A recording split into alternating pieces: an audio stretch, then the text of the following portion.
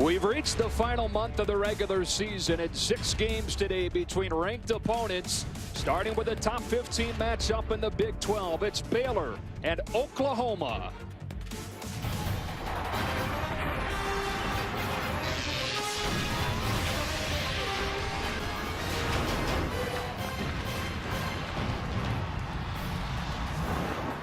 Welcome to the Ford Fox Sports 1 College Football pregame, sponsored by the Ford F-Series, built Ford tough. On a perfect day in Norman, it's a top 15 matchup in the Big 12 between number 15 Oklahoma and 12th ranked Baylor, as the Sooners get ready to take the field in front of this capacity crowd with a 96th consecutive sellout.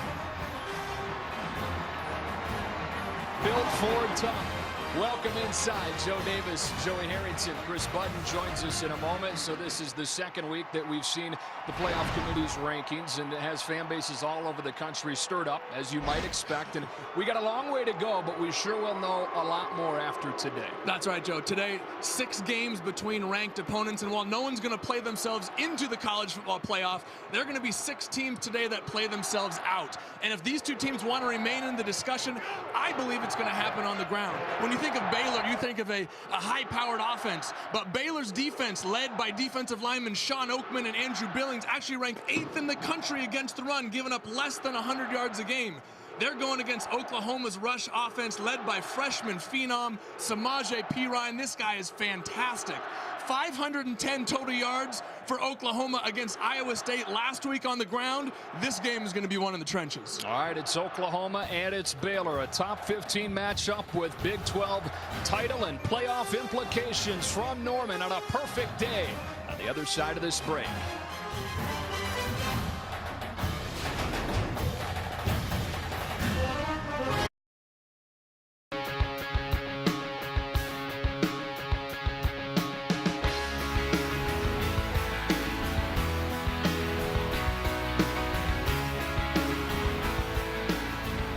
Sports 1 College Football is presented by K Jewelers. Not a cloud in the sky for this top 15 matchup between Baylor and Oklahoma, in a series that was once dominated by the Sooners.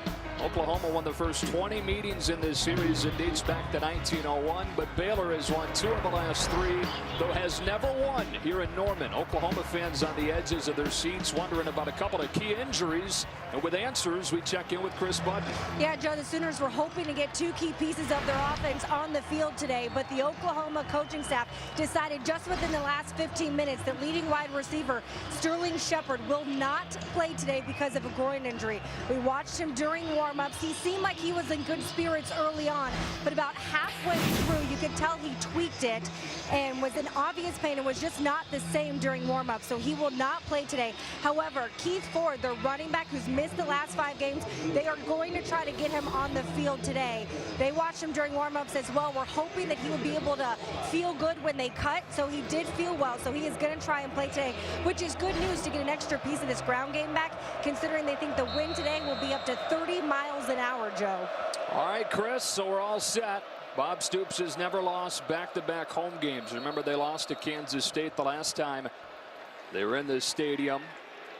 2 losses for Oklahoma to teams now in the top 10 by a combined 5 points. And his team trying to keep its Big 12 title hopes alive. And still with an outside shot, being part of the playoff discussion. We'll dive into how as this day rolls on. And then Art Briles, who's had so much success in his time at Baylor, but has never won against a top 25 team on the road. And Chris told us about the wind, which will gust up to 30 miles per hour today. That's the second time the ball has fallen off of the tee. Everybody worries about the wind if you're a quarterback, but how about the kickers? Yeah. The kickers got to deal with it just as much as everybody else does. So now they've got to bring a holder over to make sure that wind doesn't blow the football right off of the tee. Spencer Evans, true freshman, will kick it away to the nation's top kick returner, Alex Ross, who's taken 2 back this season. Bunched with Deron Neal. And away we go in this critical top 15 matchup. And it's Neal back into the end zone. He was kicking with the wind. So Oklahoma will start at the 25. Joey, give us 3 things we need to know.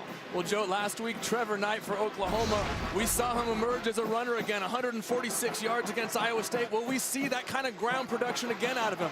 Well, if it's not coming from the quarterback, it's coming from Samaje Perine, the freshman phenom, a 243-pound bowling ball that moves like he's about 180 pounds. This guy is fantastic.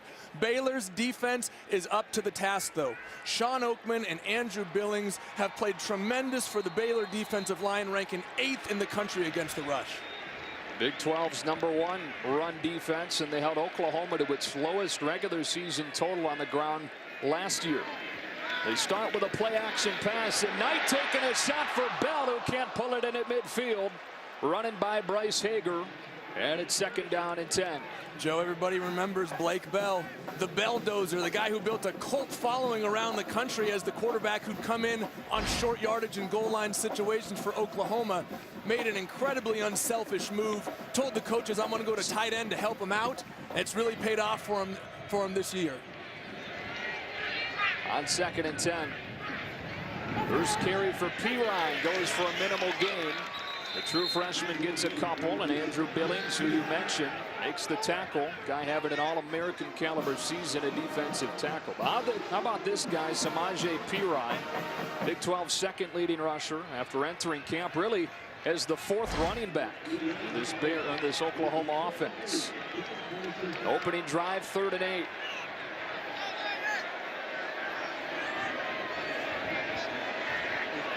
There's show pressure. And back off against a 4-man rush.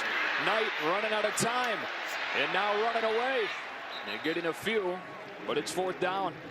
Got 3 on the scramble and was stopped by K.J. Smith. So a 3 and out for Oklahoma to begin. And that, Joe, in and of itself is huge. Coach Phil Bennett, the defensive coordinator for Baylor, told us we have to get 3 and outs to start the game. That is our only objective because our offense is so good. We know if we can get them the ball quickly, we can jump out to a 7-0, 14-0 lead, and then the opponent has to play from behind, which is so tough. Jed Barnett with a short punt into the wind that'll bounce just across midfield and go out at the Baylor 44-yard line. So the nation's top offense takes the field. Give us 3 things we need to know. Well, Joe, everybody's talking about a completion percentage for Bryce Petty. Don't let that fool you. This guy is still throwing touchdowns, actually at a better rate than he was last year. He may be throwing to, you think, Antoine Goodley, Katie Cannon? No, he's throwing to a guy, Corey Coleman. The last 5 games has 7 touchdown catches. On the other side for Oklahoma, Zach Sanchez, this defensive back, has 5 interceptions, leads the Big 12. He's going to be a big key to stopping Baylor's offense. Part of the #2 scoring defense in the conference, facing its biggest test yet.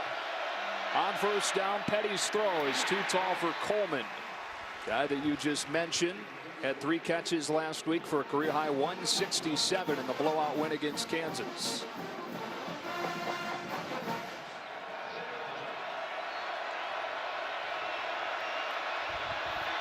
Petty pulls it off of the replay. Runs over a defender to midfield for 6. 3rd down and 4. You mentioned Petty's completion percentage down. First 4 games is at 65%. Last 4 games, as teams have started to bring more pressure, completion percentage under 50%. You know what, Joe? The production is still there. He's still throwing touchdowns. They're still scoring points, and that's really all that matters to Art Briles. Play action on 3rd down. His read was taken away, and he floats it out of bounds, 4th down. Tried to get the backers to bite and then throw the slant, but Oklahoma was ready. And Jordan Phillips forced the errant throw. Well, Joe, great coverage by Zach Sanchez in the Oklahoma secondary, forcing Bryce to hold on to the ball longer than he wanted to. But I like the decision at the end. Instead of forcing the ball into coverage down the field, he threw it out of bounds. Now, there may be a grounding call that comes out of this, but I think it was a smart play as opposed to giving up a possible turnover. Yeah, right as you said, there may be grounding. The flag came out about 15 seconds after the play. In the area. Launch him down. 4th down. Greg Burks, head referee of this Big 12 crew, confirms it. So it is a loss of down, still 4th down. Moves the ball back inside the 40.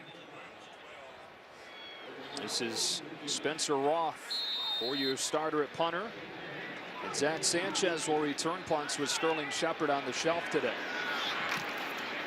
Line drive kick, getting a boost from the wing. Sanchez from the 11 is hemmed in. Great coverage from the Baylor special teams. And these two high-powered offenses, both with 3 and outs to begin. Trevor Knight and this Oklahoma offense back to the field in a scoreless game after this.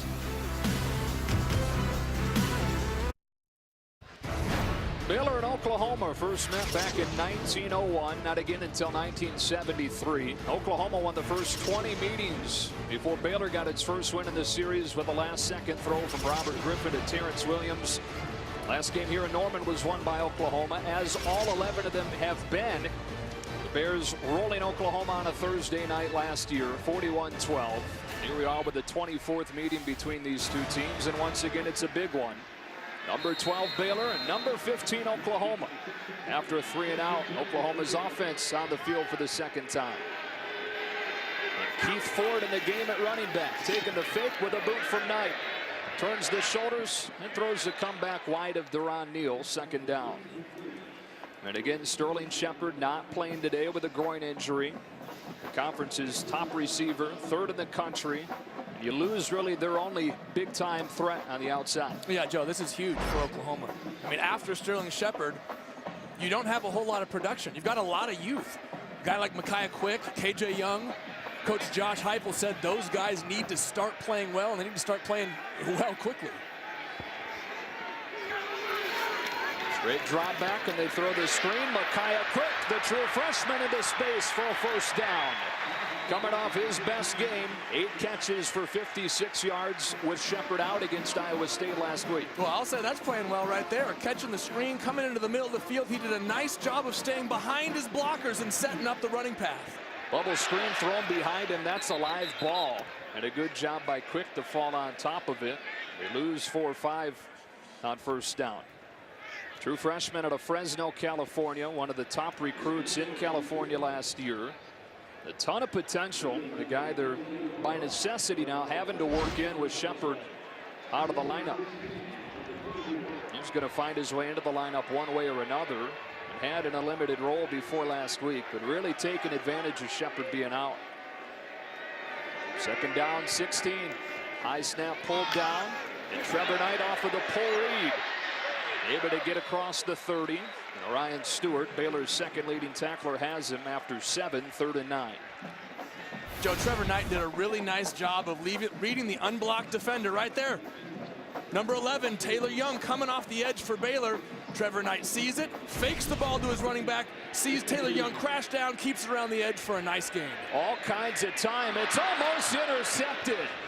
Colin Brent's had a shot at it, but couldn't pull it in, and it's 4th down.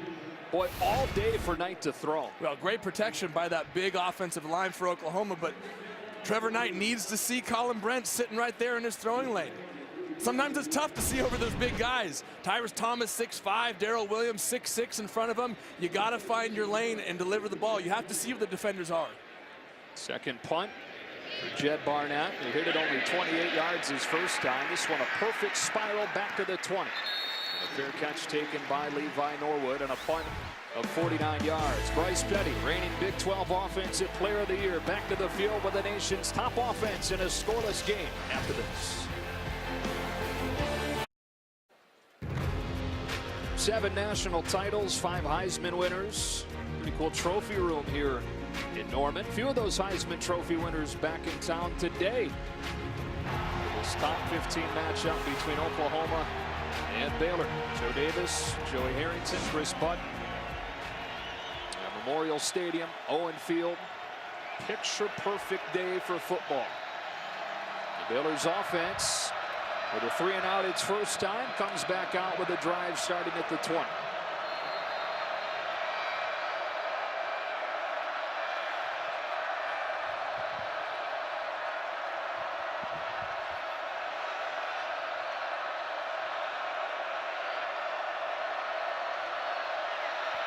Play action on first down, a double clutch and a low throw pulled in by Corey Coleman. His first catch, a first down to the 31. Joe, interesting to see what Mike Stoops did there. He only rushed 3 defenders and dropped 8 into coverage. He told us yesterday, we got to show Bryce Petty everything. We got to rush 3, we got to rush 7. We have to keep him on his toes, and that time maybe throwing a little bit of a changeup. Here's Shaq Linwood, the Big 12's leading rusher, going for 7 on first down. Ahmad Thomas with a tackle, and a guy that ran for 182 in the matchup last year. Well, Joe, and watch for Baylor's tempo here. They like to get up to the line of scrimmage and go after big chunk plays like that. Leading the country, running 89 plays a game. Coleman juggles, incomplete. 3rd down. And Joe, that's the 2nd time we've seen Bryce Petty a little bit high out to his left to Corey Coleman. And neither time he was able to bring it in. Now Bryce has to bring that ball down, but Corey Coleman, who has been a fantastic receiver for Baylor over the last couple of weeks, needs to make that catch. On 3rd and short, it's Linwood straight ahead into the teeth of the defense with enough for a 1st down. Shock Linwood, sophomore from Linden, Texas. Part of the top rushing offense in the Big 12 for the 3rd consecutive year. You think Baylor, you think high-flying spread offense, but they spread you out to run it. Play action on 1st down again, and a long throw to Antoine Goodley, who was limited to 7 yards on 2 catches last week. But you talk to the staff, and they think he's ready to break out again. Well, yeah, Antoine Goodley, you got to feel for this young man. A senior gets hurt during his 1st series of the season, and a consensus All-American last year. One of the best wide receivers in the country, has really struggled to regain his form this year. Play action again, wide open again. Goodley with a 1st down inside the 30. Did I say Parker with a tackle? Well, did I say struggle to regain form? I meant finds the seams perfectly and sits down right for Bryce Petty. That's the experience that he brings. He knows where to sit versus a zone. He knows how to separate versus man coverage. Just a smart wide receiver. And a false start coming. Baylor, the nation's most penalized team. Number 69, offense, 5-yard penalty, 1st down. And the loss for the Bears at West Virginia. They set a Big 12 record, 18 penalties for 215 yards. They're better last week in that penalty category in the win against Kansas. 2nd straight season they've led the country in penalty yards. 1st down and 15.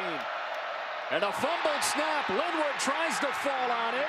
Strikers there as well.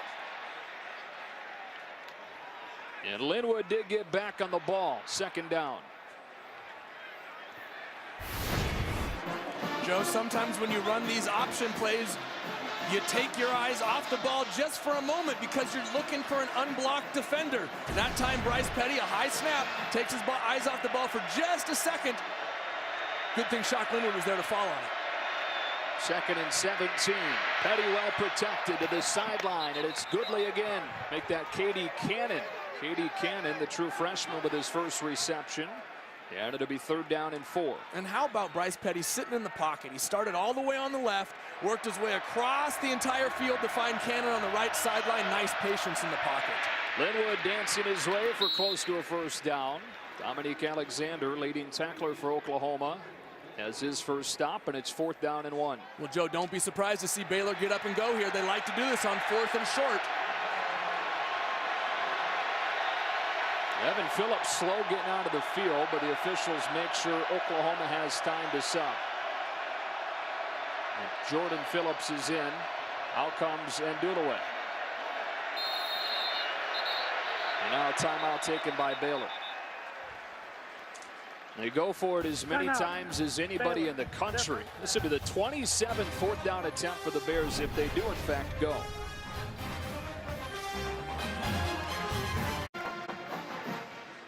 Joe, you may be wondering why Baylor didn't get up to the line of scrimmage and snap the ball. Well, by rule, when you substitute on offense, the referees must allow the defense to substitute as well. You see the refs sitting in there next to the center, holding the ball. Bryce Petty's putting his hands up saying, why can't we go? A little bit of gamesmanship on Oklahoma's part by taking a long time to substitute. Nice job of recognizing the situation and really using what Baylor's strength, using it against him. They come to the line, 27th 4th down attempt this season for the Bears. And a flag comes in from the back judge.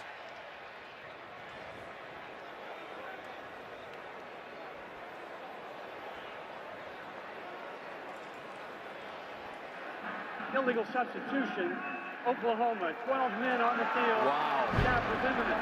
5-yard penalty, first down. Out of a timeout. You can't have that. That is an inexcusable penalty, especially when it gives your opponent a first down in the red zone. And especially when that opponent's the nation's best offense. You can't give Baylor extra chances. You did a great job on the previous play, slowing down Baylor's tempo, using the substitution to your advantage, and then you gave them a free one. You can't do that. So a fresh set of downs from the 12. First down and 10. Linwood straight ahead. Get it inside the 10. Alexander with a stop, and it's second down.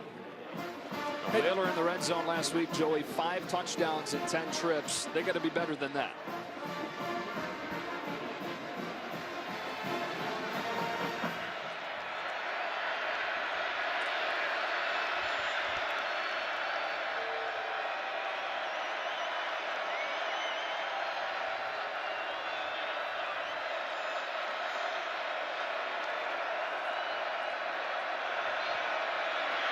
Wide snap pulled in. On the slant, it's broken up. Wanted Jay Lee, third down.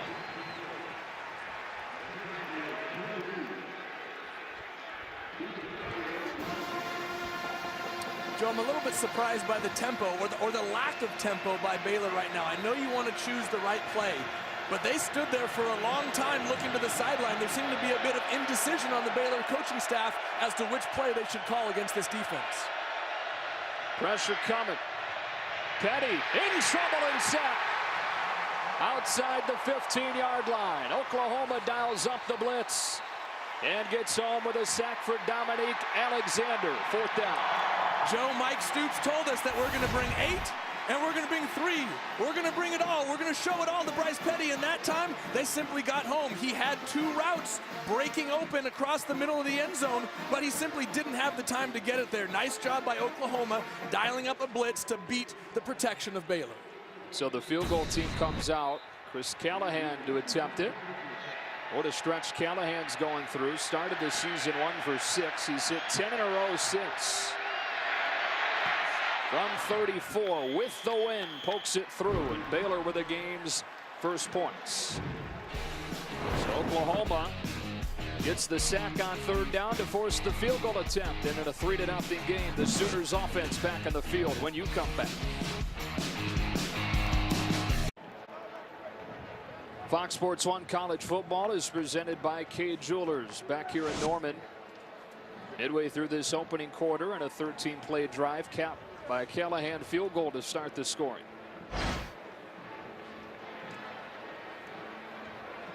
There's Alex Ross. A couple of touchdowns this season on kick returns. No Oklahoma players ever taken 3 kick returns back for scores in one season. Joe, you see what they're doing is they're stacking Alex Ross behind Deron Neal so that Baylor doesn't know where he's going to line up. Coach Art Briles told us, hey, if we kick it to Alex Ross, it was a mistake. Right. And so watch, they're going to split right before the kick so that Baylor doesn't know where he's going to be lining up. He's the one in the back of Neal. And it helps Spencer Evans and Baylor that they've got the win right now. You saw in the opening kickoff, they're able to park it near the back of the end zone. And just like on the opening kickoff, the ball blows off of the tee. So they'll bring a player over to hold it.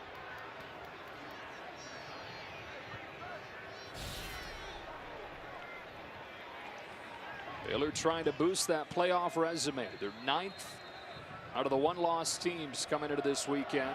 Oklahoma with the 2 top 10 losses by a combined 5 points. Trying to keep those Big 12 title hopes alive. You see the return split at the last moment.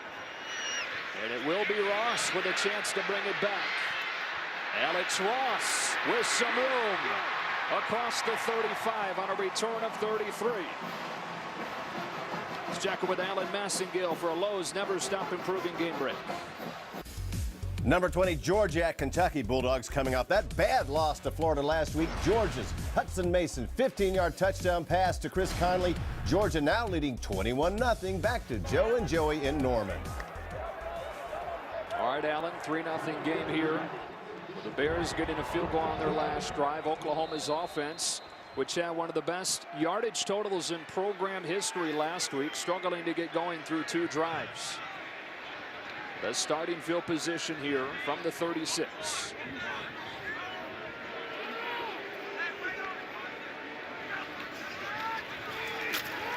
Knight with a pull read. Nearly doubled his yardage total on the ground last week with 146 against Iowa State. He did it again. Ready, unblocked defender, and see Baylor's not going to let Samaje Perine get the best of him. They're going to come down and they're going to tackle these running backs, force Trevor Knight to keep the ball out on the edge. And frankly, I'd rather have Trevor Knight running the football against me than Samaje Perine. Yeah, or Keith Ford or Alex Ross.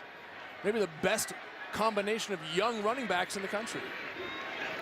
They bring quick in motion and go downhill to Keith Ford with his first carry since game 3, and the crowd knows it.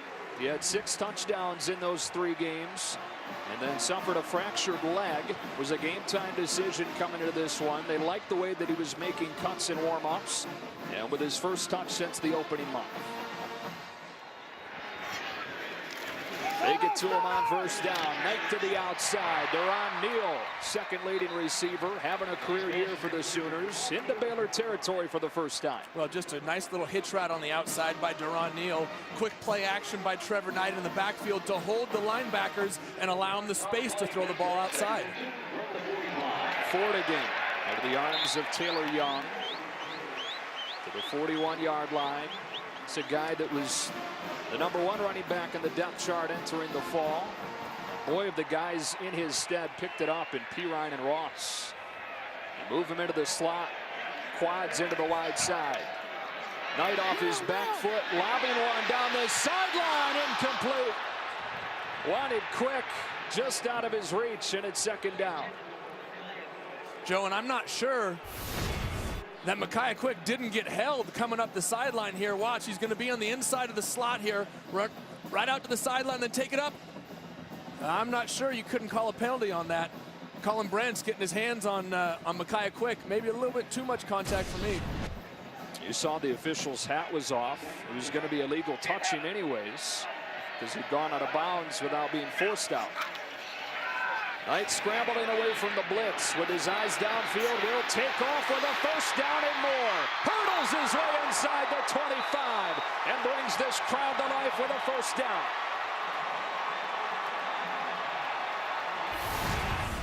Joe, a tremendous recognition of coverage by Trevor Knight. They were playing man coverage in the secondary, which meant all the DB's backs were turned to Trevor Knight.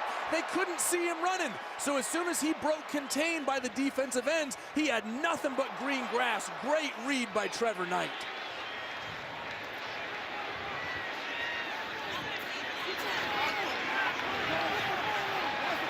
First down from the 23.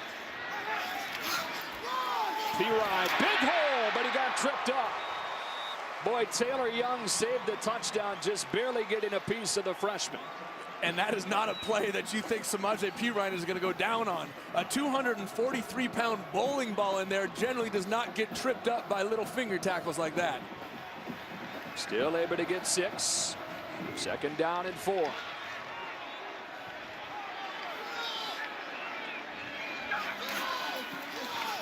Perine again makes the cut in the hole with a first down. Up to the 10, first down and goal for Oklahoma. And Joe, Samaje Perine may be 243 pounds, but this guy moves laterally like he's a 190-pound back. Watch him, he's gonna come up, run right into the teeth of the defense, slide to the side, and get upfield for a big game. You don't see big running backs like that who can move their feet laterally. They're showing edge pressure on first down and goal. Get the call from the sideline. Knight to throw on the slant. Deron Neal has it broken up by Ryan Reed. And it'll be second down. Oklahoma in the red zone. Best in the Big 12 as far as touchdown percentage. Getting touchdowns in about 3/4 of their trips into the red zone. And an injured player for the Bears, it's Javonte McGee. He plays both defensive tackle and defensive end. They've already lost Jamal Palmer at defensive end this year. Well, Joe, that's going to be huge if Javonte McGee can't come into the ball game. or come back into the ball game. Coach Phil Bennett, defensive coordinator for Baylor, told us we already lost Jamal Palmer, and because of that, we lost our rotation. When you play in such a high-tempo offense, your defense is on the field for a long period of time. They're up in there upwards of 80, 90, even 100 plays. You need to have fresh D linemen, and if Javonte McGee can't come back, that rotation is going to be hampered. 2nd and goal. Knight keeps it. Hager pushes him out after a short gain, 3rd down.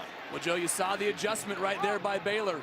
They're going to crash that defensive end or outside linebacker right. He's going to take the running back. Hager's now going to come around and take Trevor Knight. You saw Trevor Knight break a couple big runs earlier in the game. Now Baylor is adjusted and is accounting for Trevor as a runner. Nice job of adjusting what they're doing by Coach Phil Bennett. On 3rd down and goal, they bring Ford in and motion him out. Knight looks his way, throwing the corner, has Cook. Touchdown, Oklahoma. It's Micaiah Quick for 8 yards.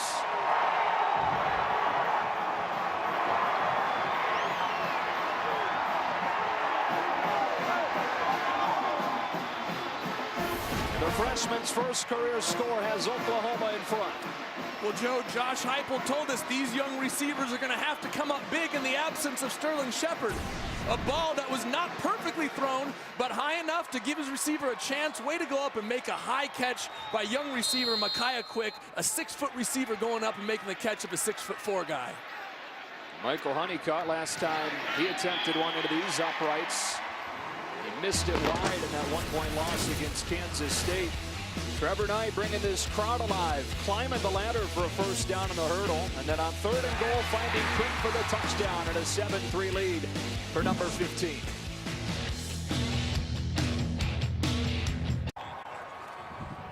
Oklahoma in front for the first time on the Knight touchdown throw to Quick.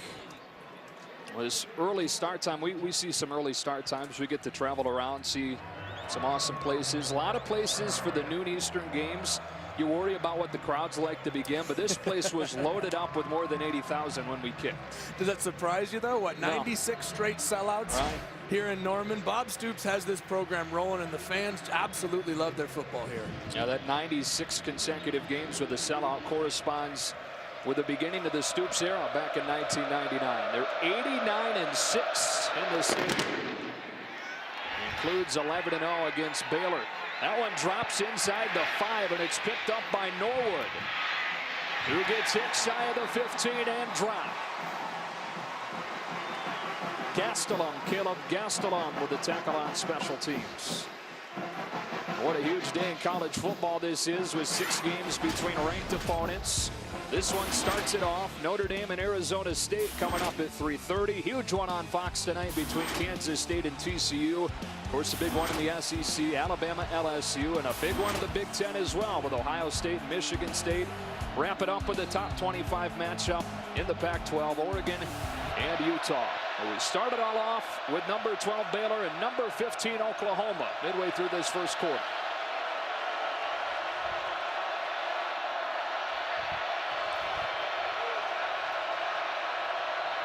Here's start the drive from the 15, and they hand it off to Devin Chafin, who's got no room. Dominique Alexander plugs the hole. 2nd down.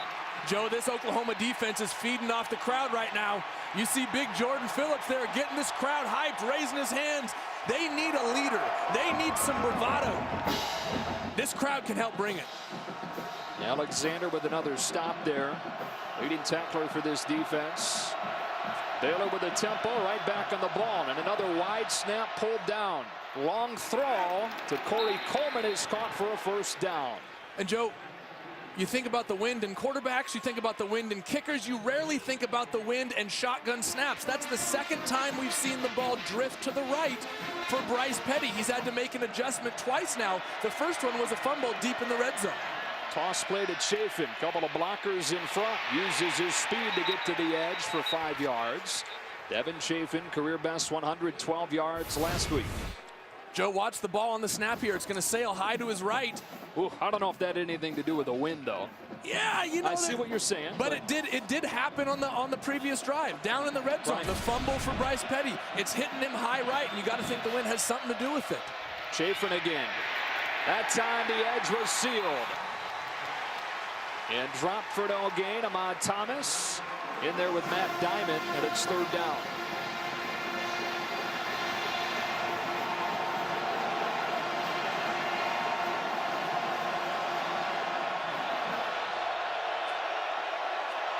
Third down defense has been an issue for Oklahoma. Can they get a stop on 3rd and 6?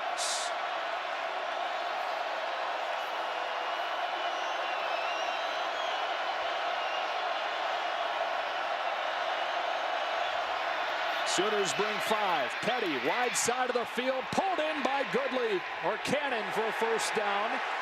But then a flag comes out. Joe, you're going to get some sort of offensive pass interference, I believe, here. Antoine Goodley came in, and it looked like he almost got a block on the guy who was covering K.D. Cannon.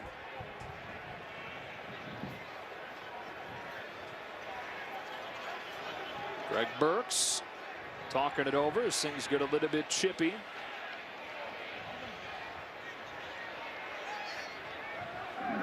Pass interference, number 5, offense. 15-yard penalty. Fourth down. We've seen more than a few of those called this year in important moments. Well, Joe, against man coverage, what you want to do is you want to run crossing routes so the defenders have to run into each other. That time, Antoine Goodley, well, he gives it a good little effort, try and fake it, but he was really blocking to free up K.D. Cannon on the out route there. You need to sell it a little bit better if you're gonna get away with it. Last time a team led the country in penalties as far as most penalties in back-to-back seasons back in the late 90s when Cal did it. Baylor's in danger of doing it this year. Third down and 21 instead of a third down conversion.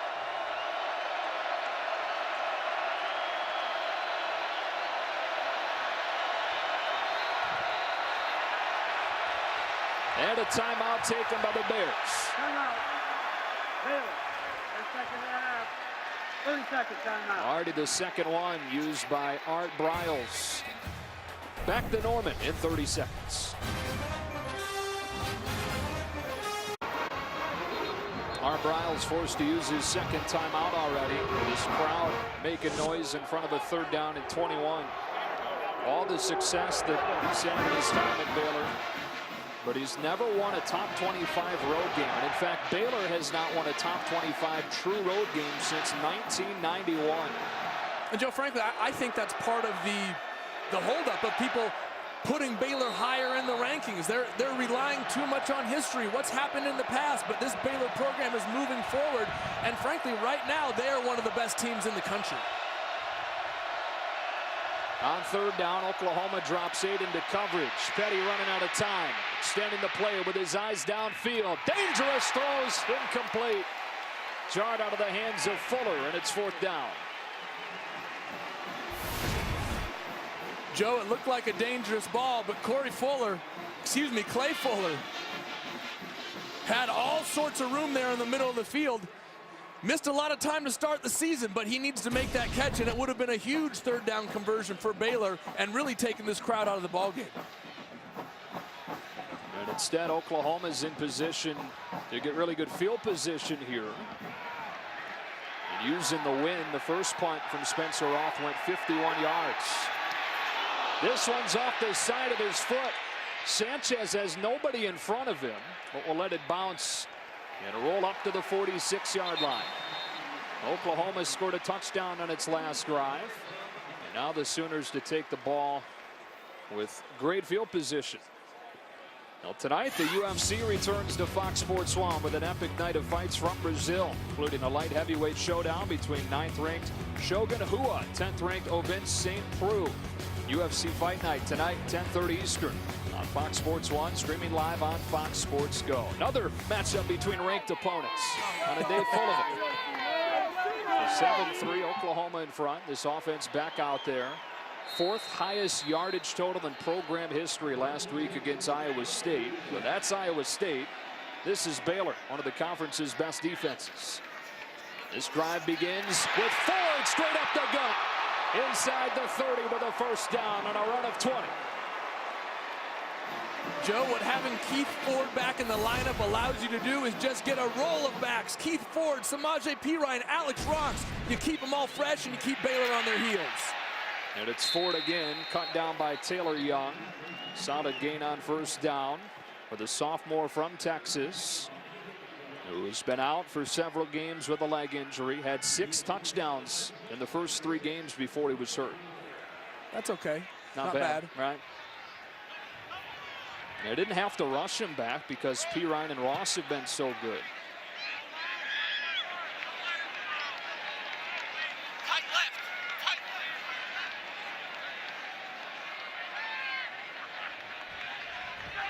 On 2nd and 5. Knight throwing the corner out. It's pulled in inside the 10. Deron Neal setting up first down and goal for the Sooners.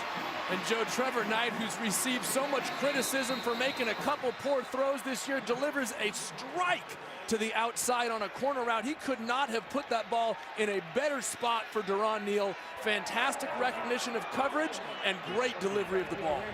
That's Terrell Burt, the unsung hero of this defense, only returning starter in the secondary of the Bears defense. Slow to get up.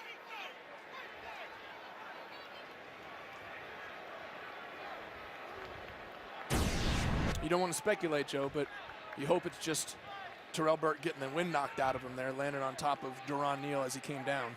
Phil Bennett couldn't speak any more highly of this guy who had off-season shoulder surgery, keep in mind. He played all of last season with a shoulder injury. Yeah, Joe, he called him the unspoken hero of this defense. A guy who makes all the secondary calls. You know, Baylor's secondary really gets no love. The offense gets all the publicity. The run defense right now is what's kind of creeping up on people, but it's the secondary play that absolutely gets ignored. Terrell Burt, really the glue of that young secondary. He comes off with the ball inside the 10. Oklahoma trying to make it touchdowns on back-to-back drives.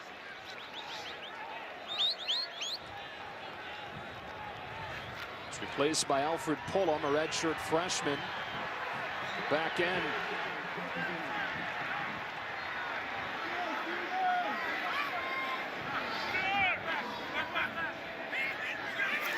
On first down, off play action, overthrown. Had Blake Bell in the end zone, who had 2 catches last week, both for touchdowns, including on that same play right there. Oh, Joe, I've been there before. Trevor Knight wants that ball back. It's almost like it's so wide open, you just say, don't miss it, and consequently, you just kind of short arm one out there. Just step back, take a deep breath, deliver the ball. You've made that throw 100 times. You can see it right there. He wants it back. 2nd down and goal.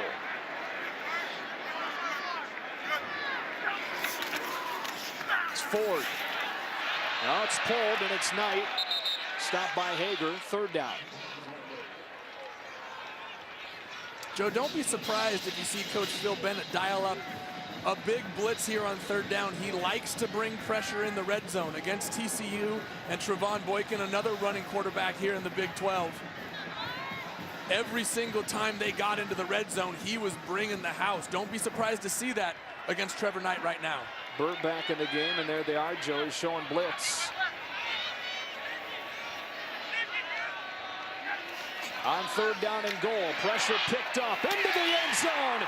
It's caught. Touchdown, Oklahoma. This time it's Neal again on 3rd and goal.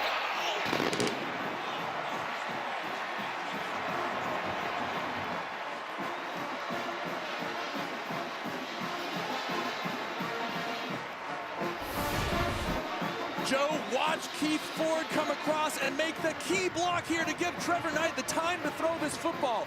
Everybody sees what the result is, a touchdown pass, but you don't ever recognize the little details that help it happen. Keith Ford made that play happen.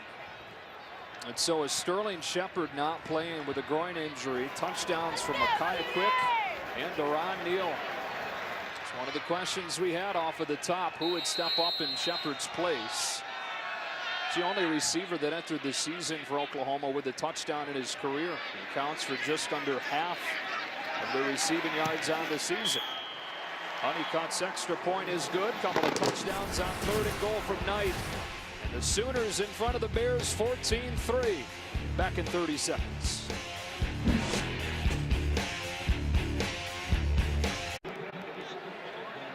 Joey, Trevor Knight missed on that play action pass with Bell wide open for the second drive in a row on 3rd and goal. He's got a touchdown. Well, again, the guys in front, Tyrus Thomas, Darrell Williams, the NFL prospect there at right tackle, Keith Ford coming across and making a big block. Trevor Knight knows that the guys around him can make plays, and all he has to do, he's got the talent. He's got it. He's just got to settle down and make those throws, and that time he delivered a strike for a touchdown.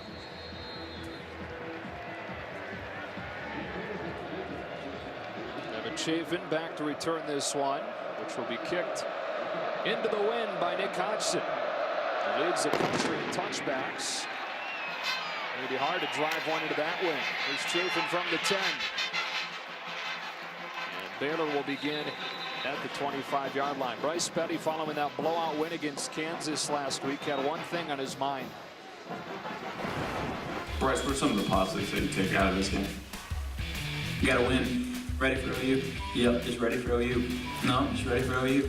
Not frustrated, just ready for OU. Are you ready for OU? You are ready for OU? Yep.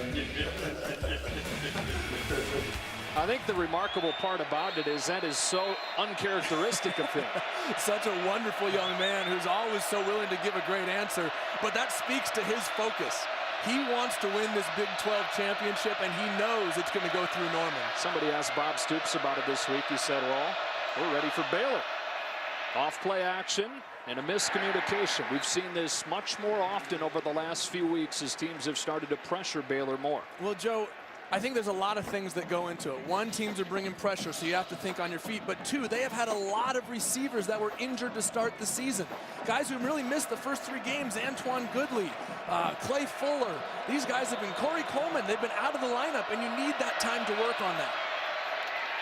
Shock Linwood gets a couple. And it'll be 3rd down and long for this Bears offense. Struggling to get it kicked into gear. They're going to let that first quarter clock wind down and think about this 3rd down call, which will begin quarter number 2. Oklahoma, 2 losses this season against top 10 teams, looking to keep their Big 12 title hopes alive. Baylor needs a resume boosting win with their sights set on the playoffs still with only 1 loss. 14-3 Sooners after a quarter. Back to Norman after this.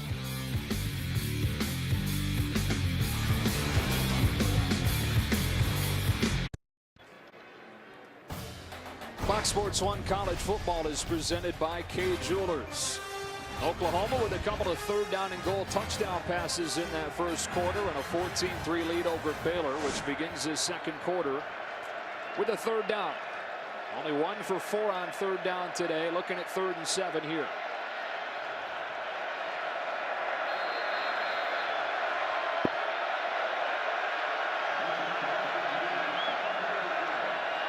Petty throwing the hitch for Coleman. He's got a 1st down across the 35, working against Julian Wilson to convert on 3rd. Well, Joe, we talked about Keith Ford picking up the blitz for Oklahoma. That time, Shock Linwood coming across the formation and picking up the edge pressure for Baylor, allowing Bryce Petty the time to throw it outside. Here comes Linwood, running hard across the 40.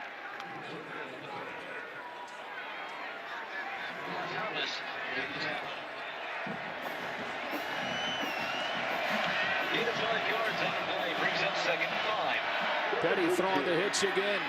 This time Goodley is short of the 1st down. Sanchez was there first. Then Stryker rallied to help and set up 3rd down and 2.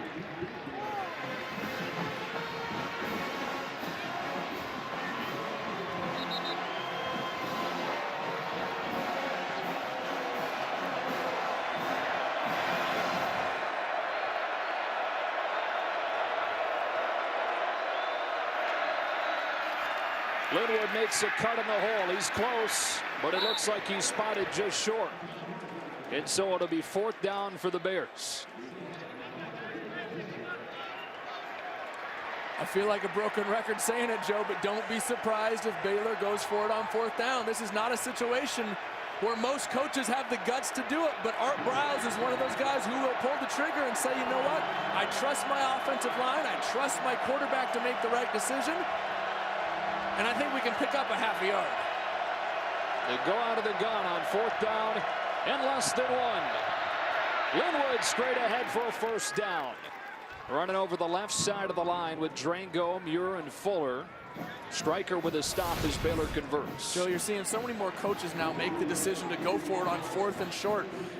The percentages actually say that it's a decision you should make, but so many people are scared to pull the trigger because if you don't get it, you give Oklahoma the ball right back. Petty taking a shot into coverage for Cannon with a flag coming out.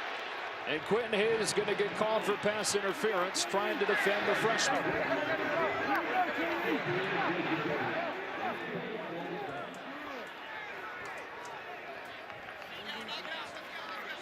As many good receivers as this Baylor team has, it's a true freshman in Cannon that leads them in receiving. He's trying to run by a senior, and Hayes there. There is no foul for Wow. pass interference. So they pick it up, and it's 2nd and 10. Well, Joe, Coach Mike Stoops told us we need to get more production from our safeties in the pass game. And you know what? This is not a matchup that you want if you're an Oklahoma coach. Quentin Hayes, yes, he's a senior, but Katie Cannon is one of the fastest receivers in all of college football. Hey, I like the pickup. I like the no call. Good job by Quentin Hayes on a very tough receiver. Coleman's left wide open, and with speed for a first down inside the 35. Wilson was playing corner and bailed, and Petty hit him in a hurry. Those are the type of miscommunications you can't afford to have. You cannot make those mistakes against Baylor because they will hurt you. They will take that play and take it to the house and put 7 on the board in a blink. Petty throwing for the end zone. It's Coleman for the Baylor touchdown. And there's the blink. From 33 yards, beating Quentin Hayes.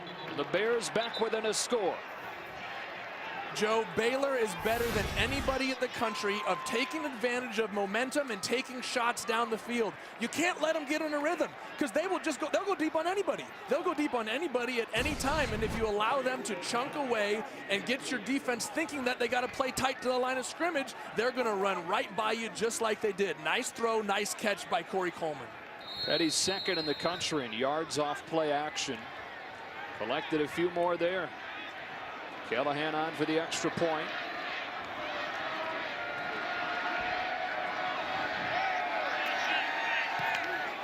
And it got blocked partially. Somehow ducked its way through. Corey Coleman with another touchdown reception. Now a touchdown in 6 consecutive games since coming back from injury. Bryce Petty starting to settle in a 4-point game.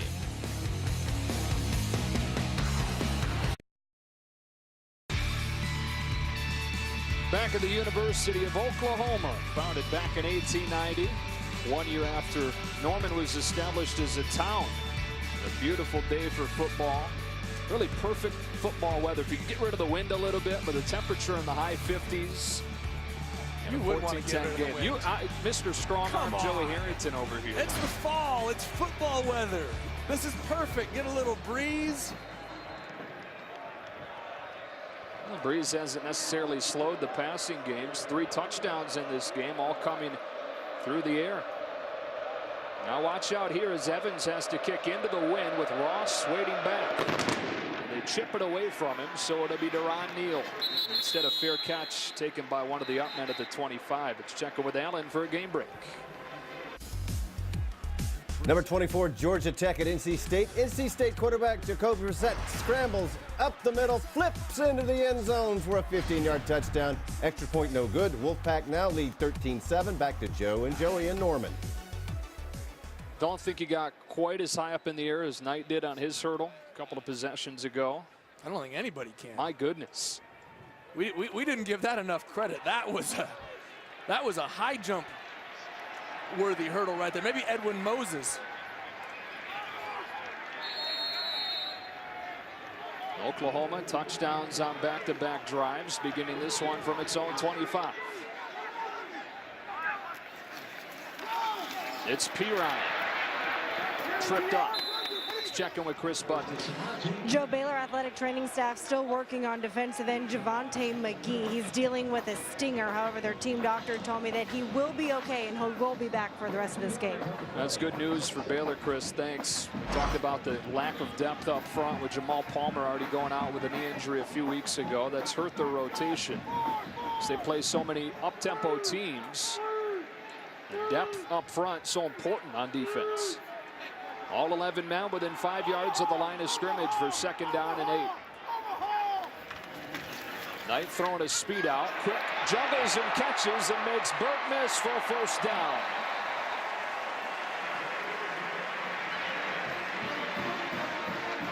Joe, Coach Bennett loves to bring pressure in any situation. That time, 8 guys up by the line of scrimmage, brings them all.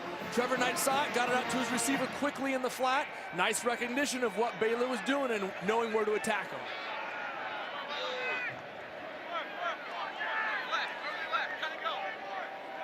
So Oklahoma, after 3 and outs on its first 2 possessions, moving the football well over the last few drives. And a 1st down run for Perine with a flag flying in. Stop made by Andrew Billings, no gain.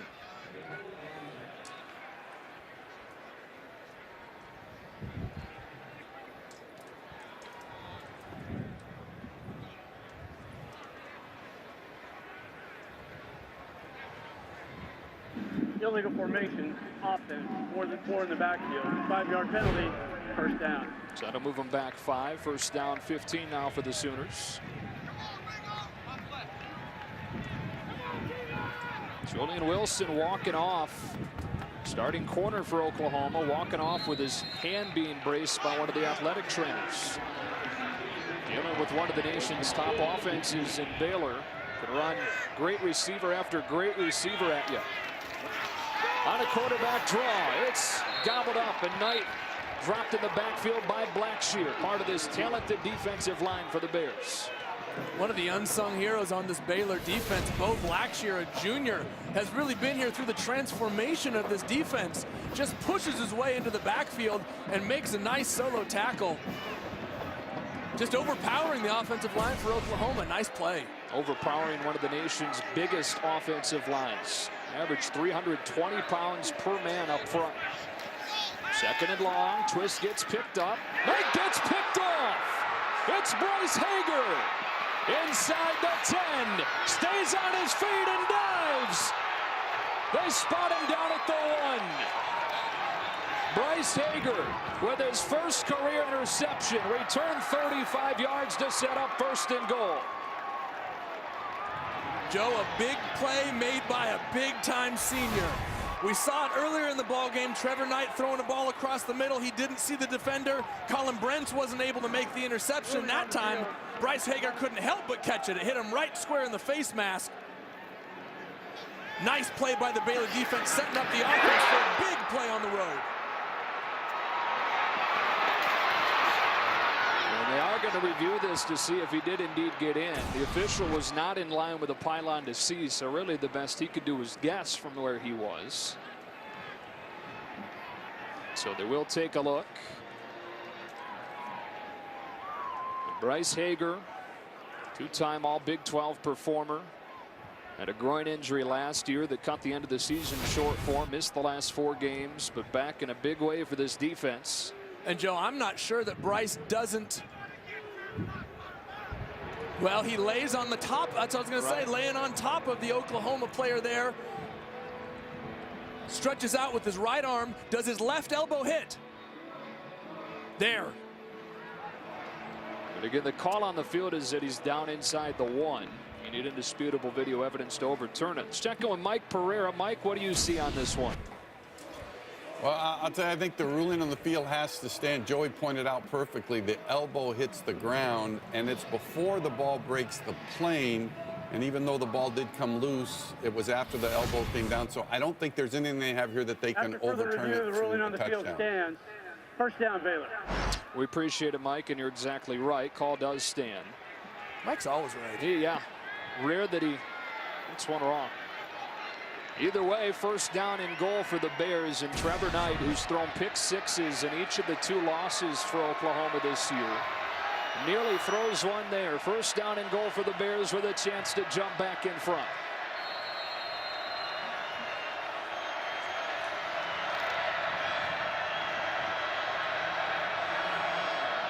Extra lineman in the game, number 60, McGowan. Petty turns and gives to Chafin for the Baylor touchdown. Promptly taking advantage of the takeaway, and the Bears jump back in front.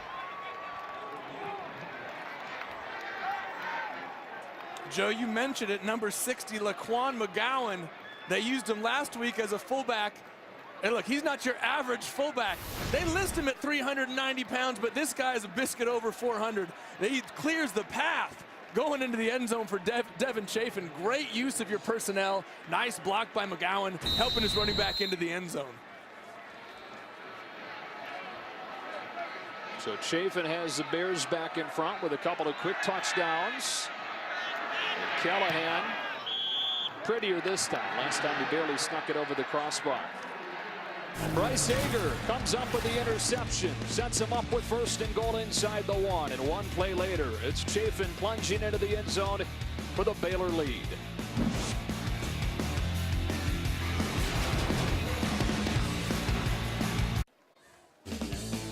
Now, if you can't make it to the game, you can home gate right from your couch with ballpark patties. So American, you can taste it. I hope they're going to cook that dish there on the bottom a little bit longer. Doesn't look done yet. Oh, for crying out loud. You would say that. Yeah. Medium rare, that's how you cook meat. Well, that was rarer than that. Bryce Hager's interception returned inside the 1, setting up Devin Chafin's 1-yard touchdown run. 6th time this season Baylor has scored on the first play of a possession. None easier than that one after the night pick. And again, Evans will kick it into the wind. They'll try to keep it away from Alex Ross, who's taken 2 back for touchdowns this season.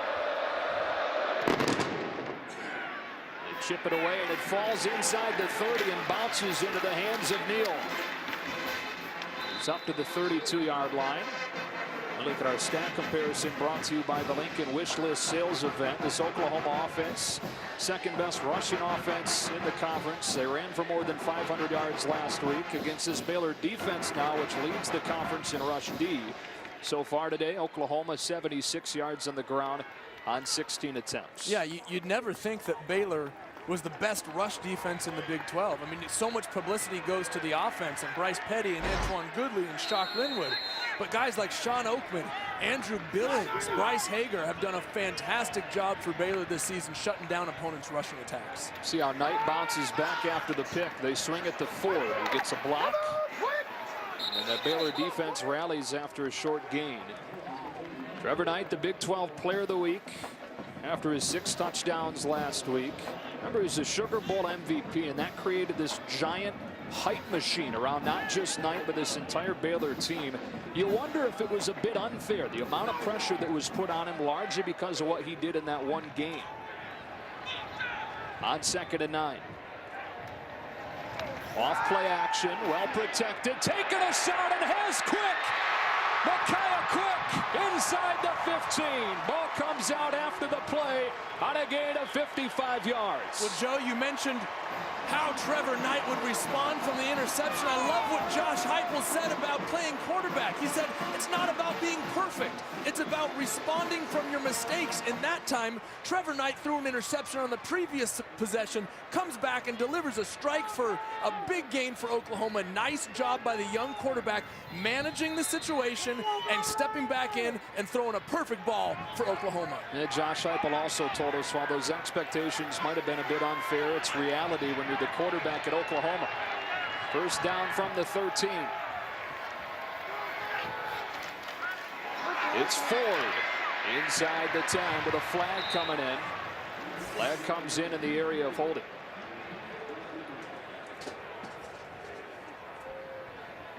Holding, number 79 offense, 10-yard penalty, first down. Well, Joe, I want to go back. Trevor Knight has done a fantastic job for Oklahoma, period, including the interceptions at Kansas State and TCU. You make mistakes. He's a young player. Look, the country has gotten so used to freshmen and sophomores like Johnny Manziel and Jameis Winston coming in and lighting the world on fire, there's a development that takes place for a quarterback. And I love what Trevor Knight has been doing. Yes, he's made some mistakes, but he's learning from those mistakes, and that's what being a good quarterback is about. Salt Mackay Quick already got a career high in yards. After the penalty, first down and long, they faked a Ford, trying to open it up deep. Baylor's defense was ready, and they're ready for the scramble with big Sean Oakman chasing down Knight after a short gain.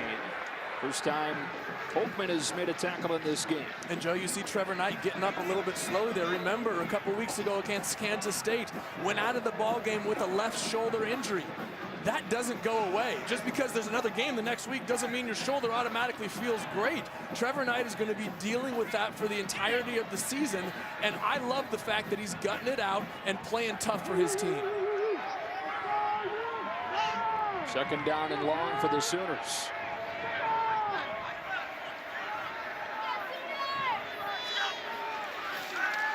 Knight throwing the fade, wants Neal, and threw it out of bounds. Third down. Now, I know you dealt with a shoulder injury to your non-throwing shoulder while you were playing. How much does that affect you as a quarterback? Obviously not your throwing shoulder, but how much does it affect you? Well, you use your entire body to throw the football. I mean, you don't just stand there and use your right arm to throw. You use your left arm to drive.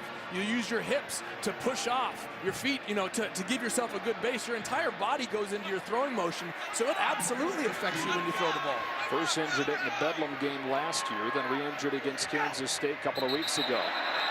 Hard count, got Billings to jump into the neutral zone. This will get him 5 and make it a more manageable third down, assuming Billings wasn't drawn off. Offside. Defense, number 75, with contact. 5-yard penalty. Third down. Joe, I heard it on the audio. I'm not sure if you could hear it at home, but Trevor Knight used a hard count there. You could hear him, hut, trying to draw that defense off sides. Those are the things that quarterbacks learn how to do as you go on. That's a veteran move right there, trying to get back yardage after a penalty. Nice job. So third down from the 15. Knight well protected. Time to scan the field. Coverage downfield solid, so he scrambles to extend the play and throws one to the spot. Incomplete. Ryan Reed with the coverage on Neal, who had it right at the sticks, but they say that he was out of bounds, and it's fourth down.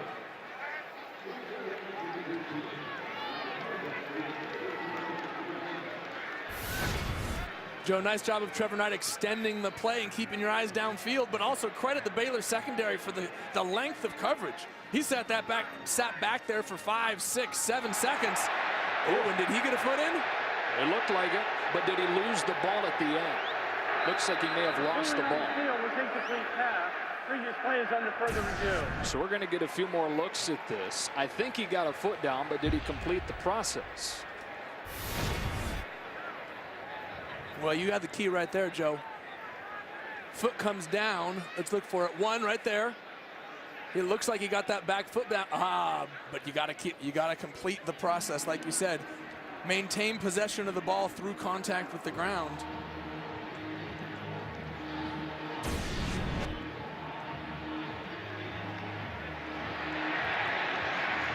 And they're seeing the replay on the video board right now. Neal just saw himself get a foot down and then turned around before the ball popped out on the video board.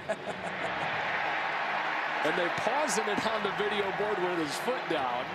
And then they don't have a great view, at least in the stadium, with the ball popping out on the video board. So that's why you're hearing the positive reaction from this Oklahoma crowd.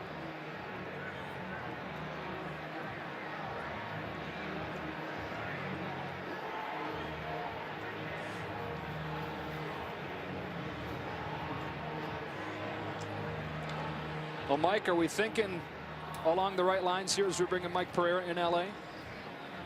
Yeah, I think you are. I think what they're looking at was he completed the catch before he was contacted and driven to the ground. But to me, like you say, he was hit actually before, and it was all part of the process. And after further review, the pass was not controlled to the ground. Therefore, the ruling on the field is confirmed. Incomplete pass. You know, it's amazing, guys, how the word process has come into the football game, huh? It never used to be years ago, but now it's all a part of the process, and that process is all the way through the ground. All right, Mike, so that is the right call. It was called correctly on the field. So it brings on Michael Honeycutt for a field goal from 31 yards. All-time leader in the Big 12 with 72 made field goals. High snap, pulled down, he pushed it wide.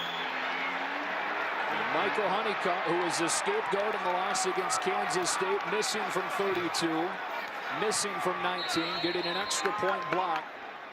Misses that one with a wind to his back, and it remains a 3-point lead for the Bears in this top 15 matchup in Norman. Back in a moment.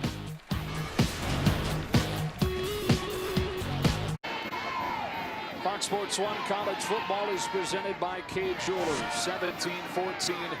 Baylor remains in front after Michael Honeycutt misses a short-range field goal. Well, Joe, you mentioned earlier about how Honeycutt received a lot of criticism after that Kansas State game. Look, I'm going to say it right now. He doesn't deserve it. You know, if you're going to criticize somebody, criticize the offense for not scoring inside the 2-yard line. Criticize the defense for giving up 31 points. Criticize the protection unit for allowing the PAT to get blocked previously. Yes, he missed a kick, and he owns that, but he is not the scapegoat. He is not the guy who deserves all the blame, and unfortunately, it has affected his confidence going forward. Baylor starts his drive with a solid run from Shock Linwood. Bears try to take advantage after that missed field goal. Oklahoma led this game 14-3. Back-to-back touchdowns for the Bears, the second of which came after a Trevor Knight interception. As the Bears back in front. Linwood spins off contact and gets a couple. It'll be 3rd down and short. Dominique Alexander there with Chuka and Dulaway.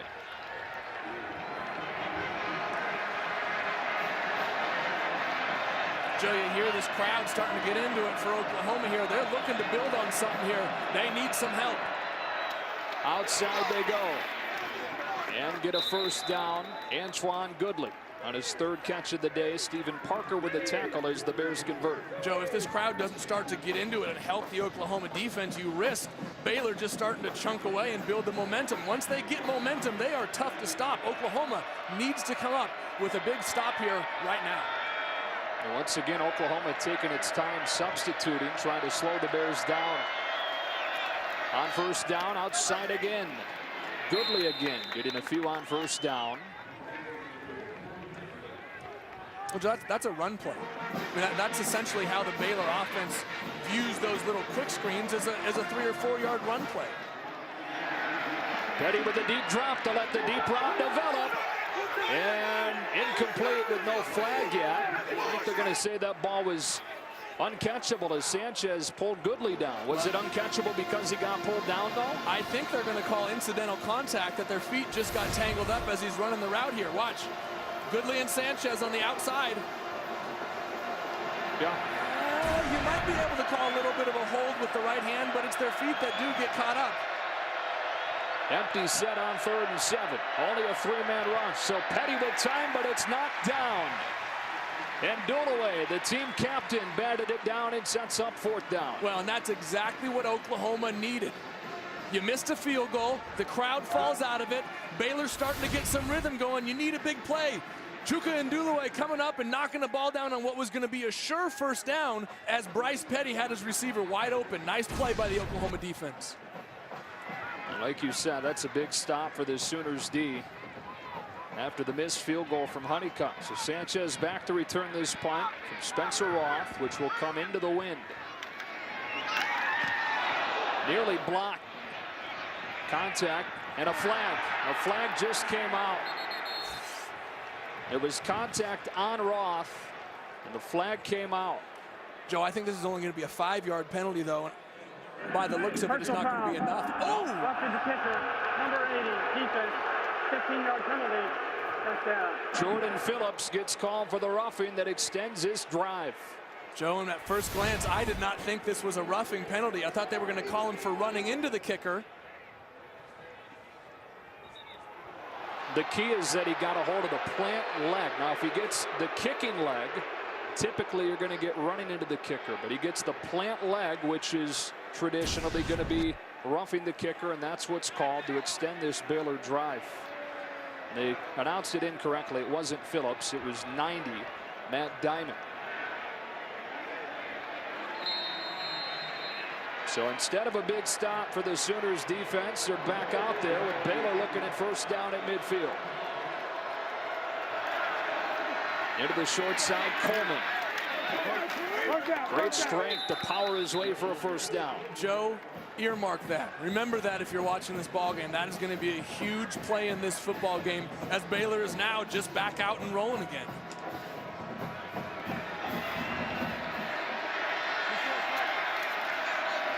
Here comes Chafin, unable to find a seam. Matthew Romar was there with Jordan Evans, and it's second down. Let's go back to Honeycutt and people blaming him for that miss against Kansas State at the end. This is a perfect example. There are plenty of plays throughout the course of a game that set up what happens at the end, and all of them play equal importance. Sooners bring pressure. It's picked up, so Petty with time to take a shot out in front of Cannon. Third down. Good coverage from the true freshman Jordan Thomas on another true freshman in Cannon. Well, you see a lot of teams when opposing defenses bring pressure, they throw quick slants, they throw quick hitches to get the ball out of the quarterback's hands. Not Baylor. They go deep. They say, if you're going to come after me, I'm going to come after you. And Baylor's going to do that all day when Oklahoma brings pressure. So another third down for Baylor. Still not yet in field goal range, especially going into the wind. Play clock winds down to 5.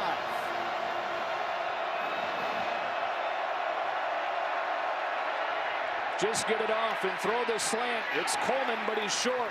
Ahmad Thomas was all over him. This is a tricky spot because it'd be a 50-yarder from here into the wind. The offense stays out there as they so often do for Art Briles. 4th down and 4 for the Bears.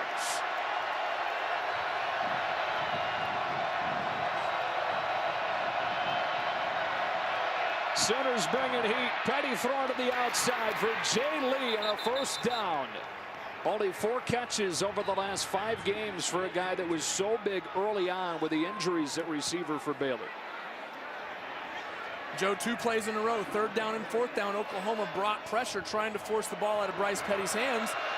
Baylor just made the better play. Empty set again, this time 8 in coverage. And a man comes open.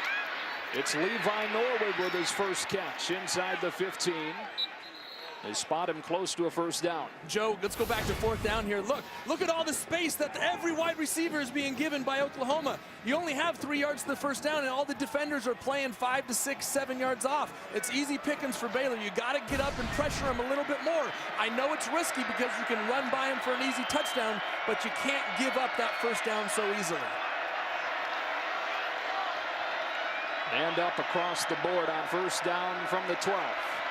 Joe, this is the same look that Oklahoma gave on 3rd and 4th down. Throws into pressure. It's Coleman at the 5. Corey Coleman with another reception. This one for 7 yards. And 2nd down and 3 for the Bears. Joe, that was the exact same formation, exact same pressure, exact same place that Petty went with the ball as he did on the previous 3rd down. We've seen, I think we're starting to see what Oklahoma's MO is going to be. They're going to heat Bryce Petty up and force him to throw those short passes and rally to make a tackle. Showing pressure again and bringing it against the run. Petty kept it and got shut down at the line of scrimmage. So 3rd down and goal for the Bears. It's interior that Oklahoma defense was ready this time. Joe, again, another big down for Oklahoma's defense. If you can force Baylor to kick a field goal, I would quantify that as a win. You keep it as a one-score game after a critical penalty on a 4th down punt that gave Baylor the ball back. If you can keep this game within 6 points, I think it's a huge win for Oklahoma. Only 10 players on the field for Oklahoma right now, and they just now see that and call a timeout. Timeout, Oklahoma. So 3rd down and goal for the Bears with a 3-point lead. Closing minutes of this first half.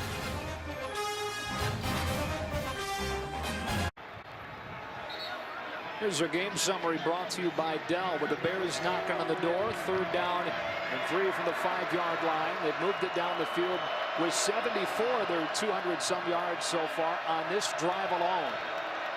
And the 15th play of this drive coming up.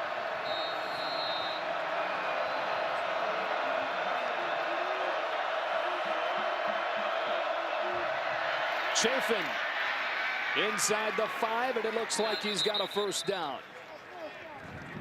It'll be close as Ahmad Thomas makes the tackle. They trust that offensive line on 3rd down and short range. And it looks like we're going to have to measure. Well, Joe, that play call doesn't surprise me. I mean, Baylor, they score a lot of points, and so everybody thinks they throw it all over the place, but they're leading the Big 12 in rushing. They run the ball for almost 250 yards a game, so this is an offense that wants to run the ball first, and they're going to do it in these tough situations. 3rd consecutive season they've led the Big 12 in rushing. And it's a run play that gets them 1st down and goal.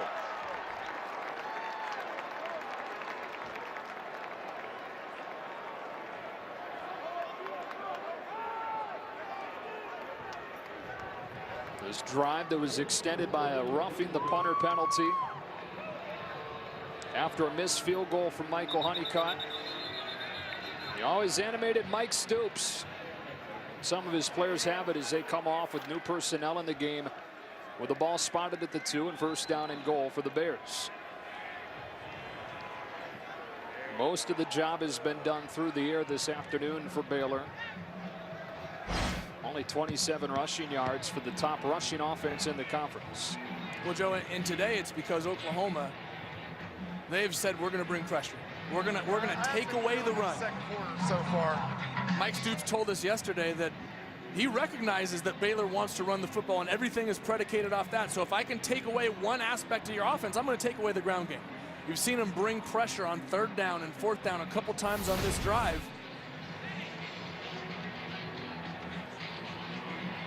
And so, consequently, Baylor has had to throw the football.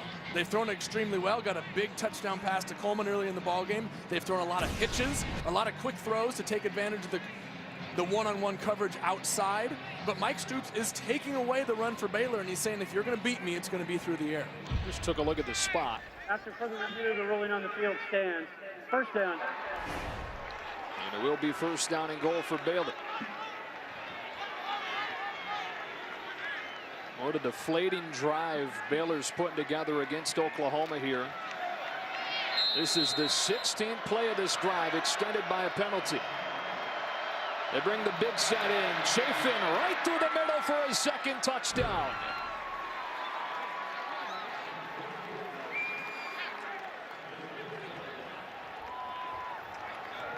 It was 14-3 Oklahoma.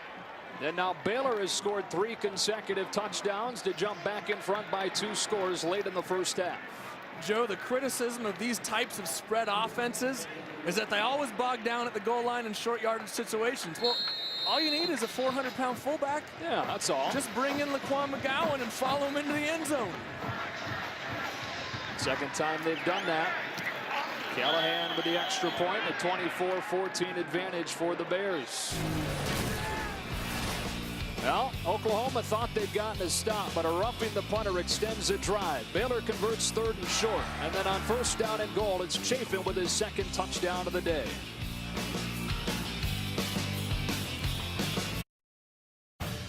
Coming up on the Dell halftime, we eye today's pivotal top 10 matchup on Fox between Kansas State and TCU, plus the off-the-field importance of West Virginia and Texas. Also, the sights from what's already been a busy day in the top 25. Joey, back to you. Looking forward to that, Rob. Back here in Norman after Chafin's 2nd touchdown run of the day. And there's Diamond, who committed the roughing the punter penalty to extend the drive after Oklahoma had missed a field goal that would have tied the game at 17. And this is the 4th time today we've seen the ball blow off of the tee.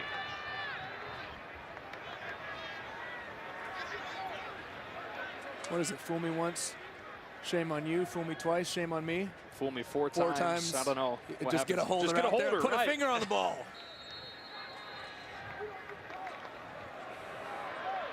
Evans will send it away. They'll try and keep it from the nation's top kick returner, Alex Ross, and have done so successfully for most of the day.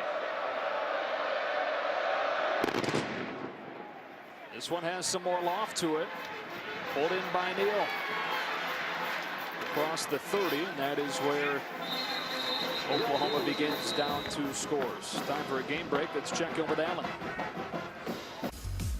Number 25, Wisconsin at Purdue. Wisconsin, Joel Stavy finds Heisman candidate Melvin Gordon and leaps into the end zone for a 27-yard touchdown, his second of the day. Badgers now lead 24-6 at the half. Back to Joe and Joey in Norman. Wisconsin keeps on rolling. They've got Nebraska next. Beat their last 2 opponents by combined 89-7. A loss against Northwestern early on seems like a long time ago for the Badgers. This drive starts at the 31 for Trevor Knight in Oklahoma.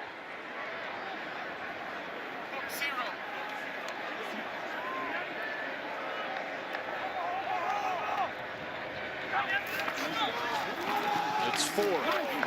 Sean Oakman makes a stop, and it's been mainly Keith Ford today in his first game back since game 3. Well, Joe, and remember, Baylor won the toss to start the game and deferred, and they're going to take the ball to start the second half. So this is a key drive for Oklahoma. You cannot afford to go down 10 points into the half and then give Baylor the ball to start the second half. You got to get some points out of this drive before going into halftime.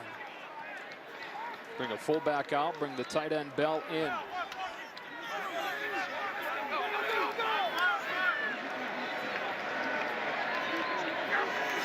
On second down, he reads the crashing end, tries to get outside Hager, but can't. Bryce Hager's having a heck of a game from his middle linebacker spot. Well, Joe, we mentioned the correction, the adjustment that Coach Phil Bennett made early in the first quarter. Trevor Knight burned him a couple times, keeping the ball and running the edge on the option, so he said, I'm going to commit Bryce Hager, my best tackler, to quarterback responsibility. Still crashing a guy down on the running back, but Hager makes a nice tackle on Knight. On third down, Knight steps out of a tackle. Makes a cut for a first down up to the 47.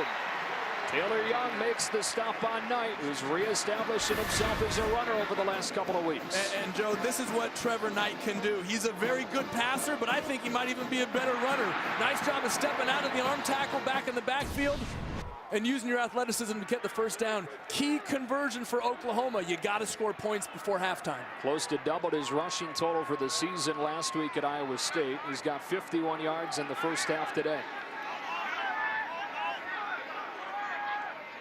2 minutes left in the second quarter with a 24-14 Baylor advantage. And a timeout taken by Oklahoma, their second. 1 left for the Sooners. I'll keep it here on Fox Sports 1 and over on Fox for the best college football games all day long. That includes a game of the week. Number 6 TCU, number 7 K-State in Fort Worth. Gus, Charles, Molly on the call of that one. It's hard to look at that. I've had a couple people ask me, I know you have too, how do you see that one shaping up? It's kind of hard, right? To look at it and see which way it leans. I have no idea. Yeah. I mean, usually you get a good feel for a game. I got no clue in that one. I'll give you this. Kansas State against top 25 teams on the road over the last 2 seasons. I'm going to guess they're good. 4-1. That's kind of good. That includes 2 wins here in Norman. Phil Bennett has had a solid plan today. His team up 24-14. Oklahoma with the ball at the 48-yard line and a first down and 10, trying to get it back to 1 score before halftime.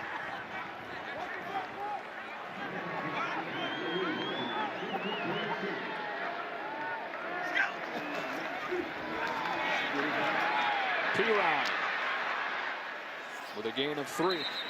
Thrown down by Blackshear. Second down and 7. We've not seen a ton of Pirine because it's been mainly Keith Ford in his first game back from injury. Joe, I like the deliberate approach that Oklahoma has taken right now. There's still a minute and a half left in this first half, and the last thing you want to do is give the ball back to Baylor and give them a chance to score.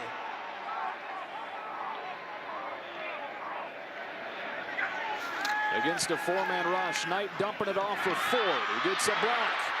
And Ford gets a first down, but a flag down. Back around where he caught the pass. Went for 14, but it's likely coming back. Joe, I think they're going to get big number 79, Darrell Williams, for maybe a block in the back here. Holding, number 79 off there. 10-yard penalty, second down. Regardless of what was called, it wipes away a first down gain. All right, I thought they were going to call him for a block in the back because he got his arms around here. Well, kind of looked like a block in the back to me. Yeah, I mean, either way, it's a penalty. Part of this dominant offensive line for Oklahoma. 4 seniors and a junior up front. They're the second biggest O-line in the country as far as average weight. 321 pounds per man. Fox Sports 1 college football halftime is brought to you by Dell, and it comes up in a minute 4. Second down and long. Knight under pressure, has room to take off. Gets popped from behind at the 49 by Oakman. Boy, did he take a blow there. Clock winds inside of 50 seconds. Third down and 9 for the Sooners.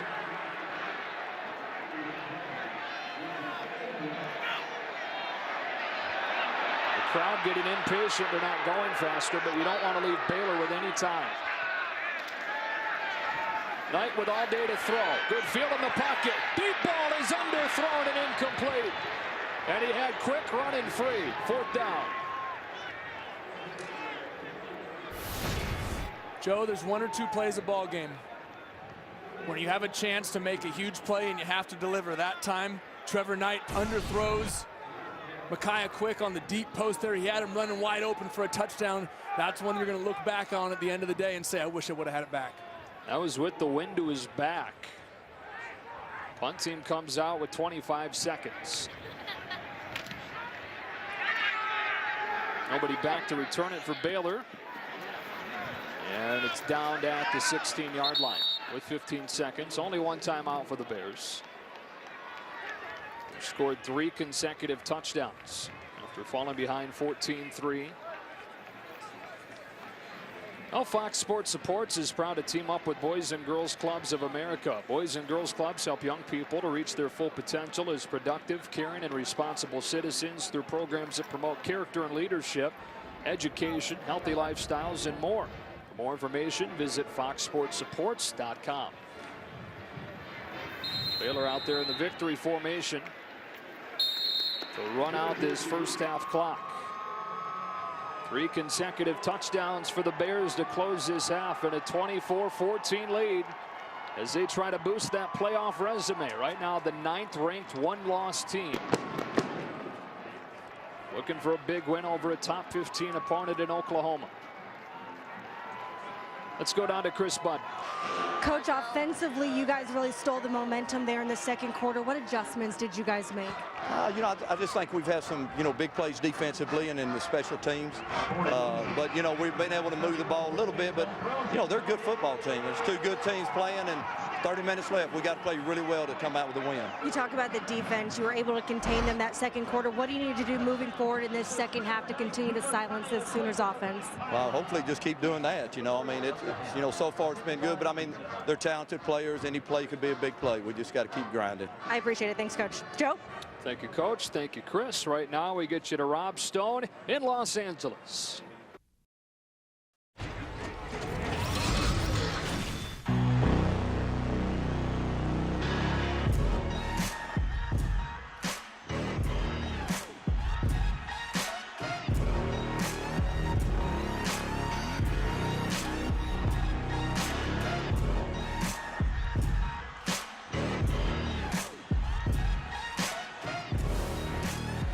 Fox Sports 1 College Football is presented by Cade Jewelers, and back here in Norman on a windy but pretty day. A top 15 matchup, the Bears in front of the Sooners 24-14 as we welcome you back inside the stadium and now back inside the booth. Joe Davis, Joey Harrington, Chris Budd with us again in a moment. Oklahoma played pretty well for the most part in that first half, actually outgaining Baylor at this point, but some issues with mistakes that you don't normally see from an Oklahoma team where they're shooting themselves in the foot. Yeah, there was an early offsides penalty that led to a field goal for Baylor. But Oklahoma would come back and take the lead. They looked really pretty good at that point. It looked like they could respond. But as the first quarter went on, Trevor Knight throws an interception right to Bryce Hager, who takes it down to set up a Baylor touchdown, and then the field goal miss. That really took the wind out of this crowd.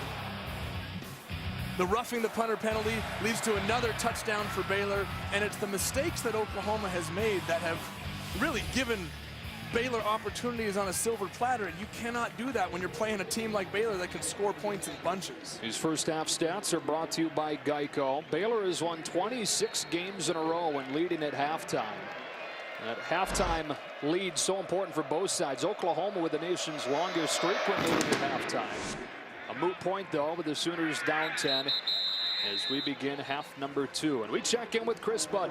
Well, Joey was spot on when he talked about the mistakes. Talked with Bob Stoops after halftime. He said, I'm proud of our defense being able to limit their run game for the most part, be able to limit this passing attack and their third downs. But it's the mistakes that's been killing us with the roughing the kicker, the interception, the missed field goal. We take care of that, and this is a different ball game. He says offensively in this second half, we need to get some more out of the run game. Yeah, it's a top run game under Bob Stoops in his 16 seasons here. Now Art Briles' team trying to, for the first time in program history, get a win in Norman. Trying to, for the first time since 1991, win a top 25 road game. They begin the second half out of an empty set. Oklahoma shows pressure and brings it, as Petty's done much of the afternoon. Quickly gets it outside to Corey Coleman, who's got his 9th catch of the day. Well, Joe, and Oklahoma starts right where they left off in the first half, bringing pressure and leaving those DBs out on an island against their very talented wide receivers for Baylor. Second down and 4. Play action. Jay Lee, his second catch, and again taking advantage of the cushion that's provided by Julian Wilson.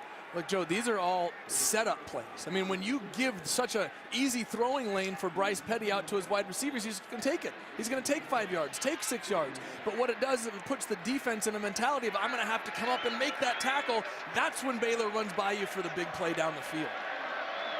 And zeroed up here. Nobody over the top, but again cushion. And again Lee. 5 yards, and Baylor will do that all the way down the field if you let it. If you're going to give it to me, I'm going to take it. I mean, there's nothing special about that. The DB standing 8 yards off, I'm going to run a 5-yard route, and by the time I turn my head around, the ball's going to be there. Same look from Oklahoma. Joe, they keep giving this look. Don't be surprised to see the Oklahoma defense bail out into those lanes that he's trying to throw. Coleman in space. Pushed out of bounds by Ahmad Thomas, who's got 9 tackles, tied for the team lead. 3rd down and short. Well, here you go, 3rd down. Coach Mike Stoops told us yesterday our 3rd down production has not been where we want it to be. This is the time that it needs to come up big. Get Baylor off the field. You're down 2 scores. You got to have the ball back in your hands. Baylor was 4 for 10 on 3rd down during the first half. Opening drive of the second half, and a 3rd down and 3. Petty's first look was taken away, but then Coleman comes free for a 1st down on his 10th catch of the day to the 41. Joe, that Oklahoma bailed out right into the throwing lanes. Look, you're going to see him go out. He's been throwing hitches and slants. They're just taking off on a dead sprint, and what Bryce Petty does is he waits for his receiver to get to the second window, get beyond the defender of Oklahoma, finds a nice space in the zone, and delivers the ball. Good job of recognizing what Oklahoma did to counter that. Oklahoma again bringing pressure against empty, and they beat it with a slant. This time Antoine Goodley for 13 yards. And at some point, you've got to make an adjustment if you're Oklahoma. The problem is you're not getting home. You're bringing the pressure, but Bryce Petty is getting the ball out of his hands so quickly that the pressure doesn't do anything.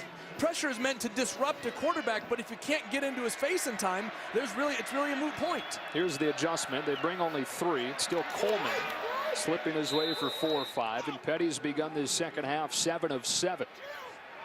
Completion percentage issues, right? Not right now.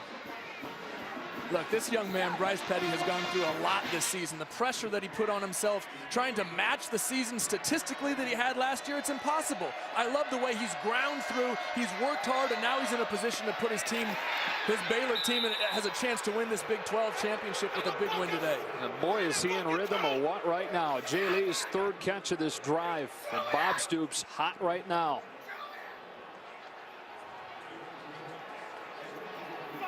Our spotter, Paul Davis, old high school football coach, just handed me a note that said, this looks like 7 on 7. Passing league in practice. Why not? Big cushion again. And Lee sets up first down and goal as the Bluebirds rain down on the cushion that Oklahoma's given Baylor outside. Well, Joe, at some point you're going to have to get up in the face of these wide receivers. You cannot allow Baylor to simply take 5 and 6 yards at a time. Yes, you risk the wide receivers running by you, but that's a risk you have to take at this time. Coleman lined up in the backfield and takes it up the middle. What a drive for the nation's top offense. Taking what Oklahoma gives them and taking a 3-score lead to begin the second half. Joe, you hear the cliche, well, we just took what the defense gave us. You hear it every weekend in football. This is the perfect example. You give them 6 yards, I take 6 yards. You give them 7 yards, I take 7 yards. Now you put the defense on their heels, they're reeling. You put the the receiver back in the backfield as a running back. You've created so much space that he simply walks into the end zone. 6-time Corey Coleman has carried the ball this season. They had to have him carry the ball several times recently with their normal running backs banged up. That is a statement drive from the Bears, doing whatever they wanted. Petty perfect on the drive. Then they line Coleman up in the backfield and hand it to him. It's 31-14. Bears in front.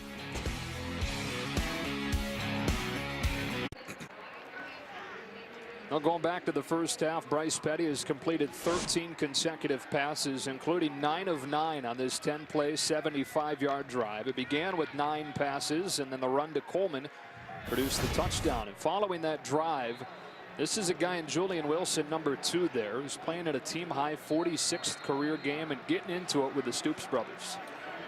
Well, you know what? He's a senior. He's emotional. You need somebody on this defense. Coach Stoops even said, we need an emotional leader on this defense right now. Hey, you're allowed to disagree. And I'm sure that he disagreed with the way that Mike Stoops was calling that defensive series. Deron Neal pulled down at the 25-yard line. Another big game in the Big 12 coming up later tonight. Number 7 Kansas State and number 6 TCU. Don't miss this Big 12 battle. Playoff implications on Fox at 6:30 Eastern. Mentioned it during the first half. I think it bears repeating. Kansas State is 4-1 against top 25 teams on the road since 2012. How about the job that Bill Snyder has done there in Kansas State? You know, so many teams really surprising people. Dana Holgerson in Morgantown doing a great job with West Virginia. A lot of surprising teams here in the Big 12 this year. West Virginia and Texas follows us here on Fox Sports 1. Start this drive with a jet sweep. Micaiah Quick gets a block, then runs into his own man and limits the gain. Bryce Hager getting a team-high 8th tackle on a gain of 5. Second down. Well, Joe, you said it there. He ran right into the back of Keith Ford, and had he not, he had a running lane right up the sideline. But look, Oklahoma needs a score on this possession. They have to get a score right now because you cannot afford to give Baylor the chance to go up 38-14. You must cut this momentum right now or risk letting this game get out of control. Keith Ford did hold off the right side or close to a first down. I heard Coach Wannstedt during the halftime talk about how they need to keep feeding Keith Ford. You've got P. Ryan, you've got Ross, but Ford running it well in his first game back from injury. 3rd down and 1. It's Ford again, and he's shut down. Bo Blackshear drops him for a loss of 2. And it's 4th down for Oklahoma. Joe, and that's the second time today that Bo Blackshear simply pushed his way into the Oklahoma backfield and made a solo tackle. Great individual effort by that young man. And Baylor's defense, again, Baylor's rush defense. I never thought I'd say that Baylor's defense comes up with a huge play. Top rush defense in the Big 12. You wonder how skewed that is because they get ahead of teams and everybody's throwing against them. Nobody's running the ball when you're down by a few touchdowns, but they're showing that it's not necessarily all skewed. Yeah, it didn't look skewed right there. Play clock winding down. They barely get rid of it. And Jeb Barnett punts it to Levi Norwell with a fair catch signal. Let it drop and bounce out of bounds inside the 30. 28 straight points for the Bears. Couple of touchdowns for Coleman. 1 on a go route. 1 where he lined up in the backfield. It's all Baylor right now.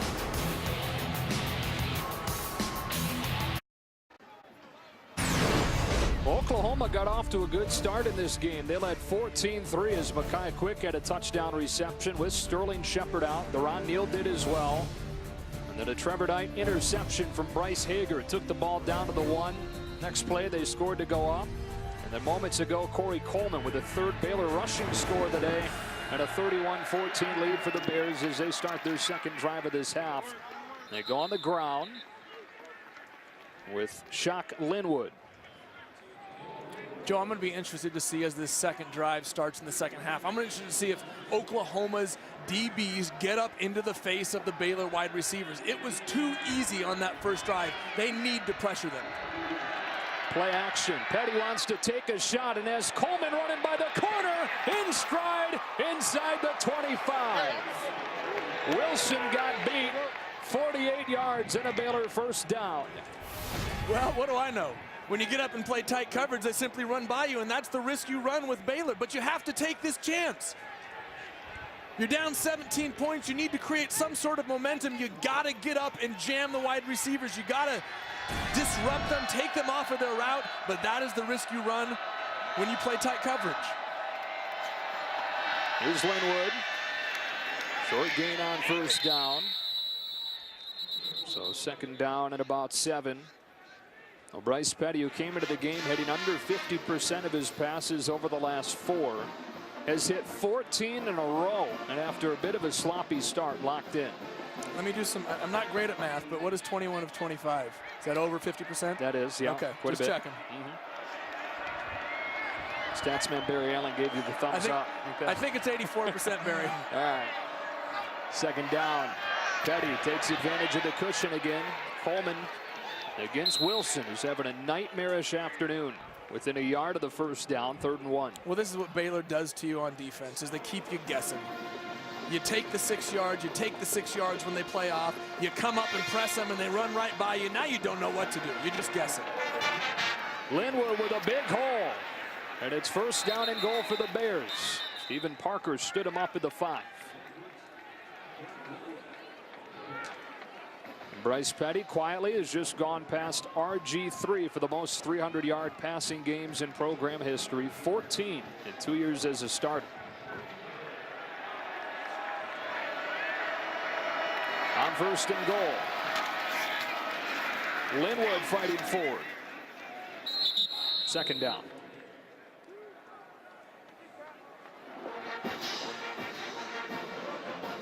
You can hear a pin drop in here right now.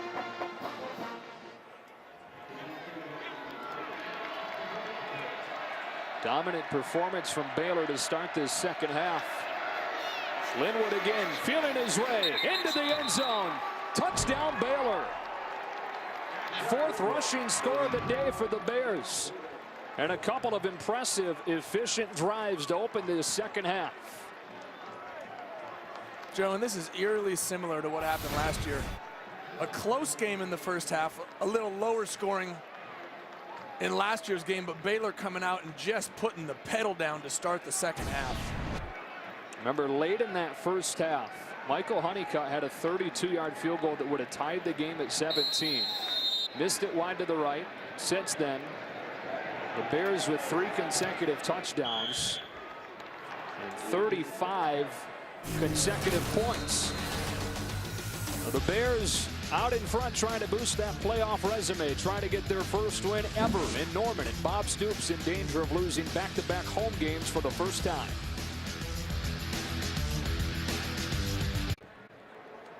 Fox Sports 1 College Football is presented by Kay Jewelers, and Bryce Petty in this Baylor offense with a couple of efficient drives to open the second half. Petty has now completed 15 consecutive passes. We talked with Art Briles about him this week. He said that there was a time early this year where he was trying to be perfect. Like you said, trying to replicate those amazing numbers from last year. But Art Briles and the staff loved where his head was at coming into this one. Just focused on the outcome rather than trying to be perfect with every throw. Well, yeah, his completion percentage is down, but he's still throwing an insane amount of touchdowns. I mean, the guy is throwing touchdowns at a higher rate than he did last year, and you cannot replicate last year. You can't do it. If you put that type of pressure on yourself, you're going to force yourself into situations where you get tight. They chipped this one up the middle and picked up by Oklahoma. They'll start at the 38-yard line. Time now for a Lowe's Never Stop Improving game break with Alan Massengill. We go back to Lexington for number 20, Georgia and Kentucky. Georgia's Isaiah McKenzie returned the opening kickoff 90 yards for a touchdown, and now he's taken off on a punt return, 59 yards for the score. Bulldogs lead 49-24. Back to Joe and Joey in Norman. All right, Alan, good response for the Dogs. Joey, you were talking about Petty bouncing back mentally. Well, yeah, if you try and be perfect, you play tight. It's when you just let loose, relax, and throw the football, play instinctively like you know you can. That's when you play well, and that's what Bryce Petty is doing here today. Alex Ross in the game, a running back for the first time with a hole and with speed. Oklahoma needed a jolt, and Alex Ross gives it to him. On a run of 51 yards to the Baylor 11. His first carry of the day. Well, that is what you need if you're Oklahoma. You need a spark. You got three backs in there, Samaje Perine, Keith Ford. Bring the third one in, Alex Ross, the All-American kick returner, getting the edge, showing his track speed at the end, just getting his feet tapped at the end enough to bring him down. But that's the kind of spark you need if you're Oklahoma to get this crowd back in the ballgame. That's Orion Stewart, who was injured, making the tackle, running Ross down. What a job to run Ross down. This is a former track champion.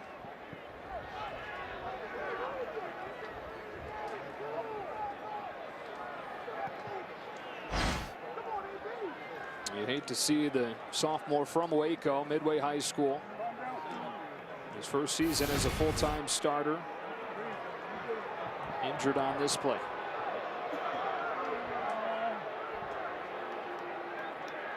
Hard to see anything from that look. Yeah, but Joe, you mentioned it. The effort simply to catch up with Alex Ross. Maybe looked like he felt awkwardly on that left shoulder. Take your time, two-way recovery. Take your time. Hey, he ran him down. Make the stop. Hey, he ran him down. We had Javonte McGee banged up earlier. They've already lost Jamal Palmer to injury on defense this year. Avion Edwards has been banged up part of the season. Now Ryan Stewart, one of the safeties on this Baylor defense, and one of the safeties in a secondary that's already playing with 3 first-year starters. He ran him down. Make the stop. And Stewart helped off Oklahoma with a first down at the Baylor 11. Got to have a touchdown if you're the Sooners here, battling back from down 24.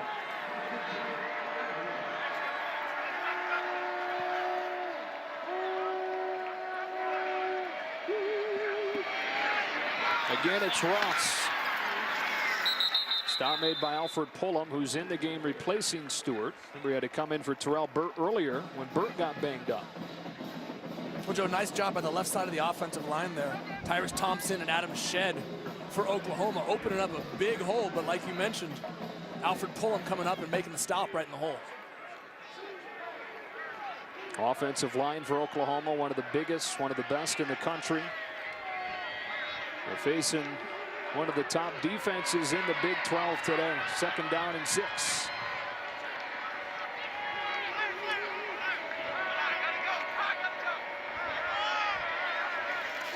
Third straight carry for Ross.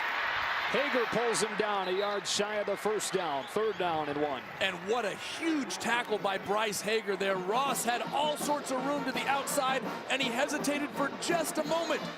That hesitation gave Hager just enough time to get there and make the tackle before the first down and the end zone. If Baylor stops him here, that could prove to be a huge mistake. What a day for Hager, 5th-year senior out of Austin, Texas. There's an interception as well. They motion a couple of men on 3rd down and short. Ross gets hit in the backfield and dropped. Xavier Howard off of the edge with KJ Smith. And now it's 4th down, and they'll go. Well, you have to go. You need a touchdown here. Field goals aren't going to do you any good at this point in the ball game. But again, the tackle by Bryce Hager setting up that 3rd down and now setting up the 4th. They go out of the gun with Ford back in the game at running back.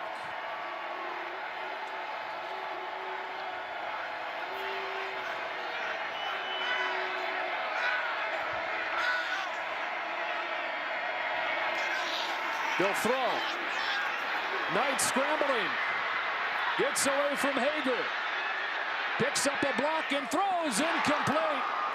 Baylor comes up with a stop and takes over at the 3.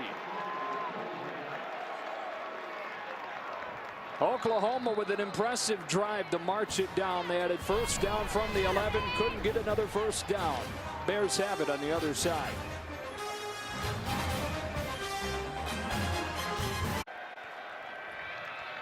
After the stop, Baylor takes over at its own 3-yard line. Joe Davis, Joey Harrington, Chris Budden back here in Norman. Big stop for the Bears after Oklahoma showed signs of life with a long gain for Alex Ross, but unable to punch it in. Bryce Petty's completed 15 passes in a row after a bit of a slow start, coming off a few games where he was below 50%. They go outside. It's Goodley. Stopped after a gain of 5 by Quentin Hayes, second down. 2 drives in this second half for the Bears and 2 touchdowns. They led 24-14 coming out of the break. They trailed this game 14-3 at one point. Linwood hit at the line of scrimmage. Stop the forward progress, blow the play dead, 3rd down. Joan, how many times today have we said this is a huge 3rd down for Oklahoma? I mean, these mistakes, these opportunities keep piling up. Oklahoma must get off the field. They have to kill Baylor's momentum somehow. 3rd down is how you do it. Petty looking this way towards Wilson. Coleman's got his 15th catch of the day. And Corey Coleman is across the 45. 15 catches for more than 200 yards. Joe, when you bring pressure to try and get home and disrupt the quarterback, you leave your corners out on an island.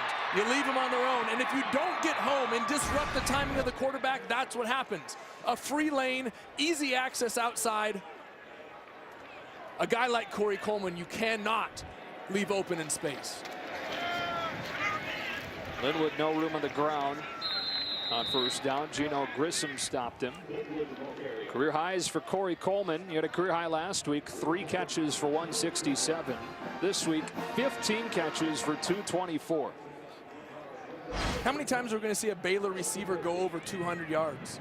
K.D. Cannon, week 2, the true freshman coming in the place of Antoine Goodley.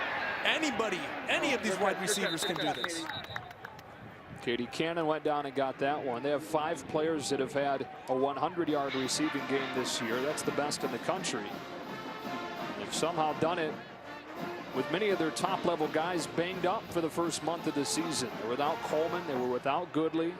They were without Norwood, without Fuller for a good chunk of the first month.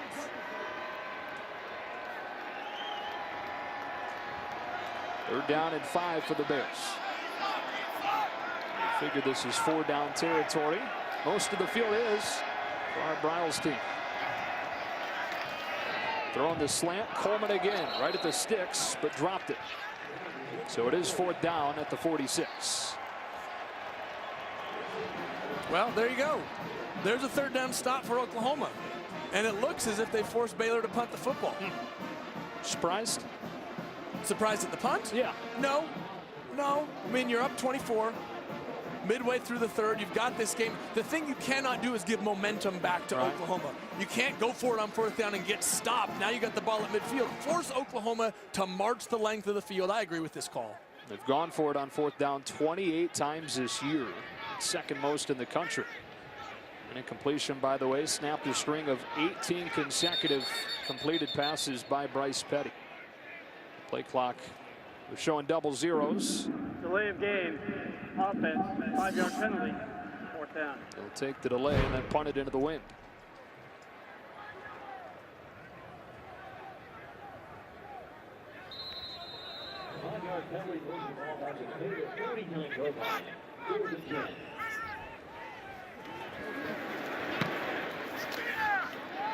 Line drive punt takes a good bounce. Well done by Spencer Roth and downed at the 6-yard line.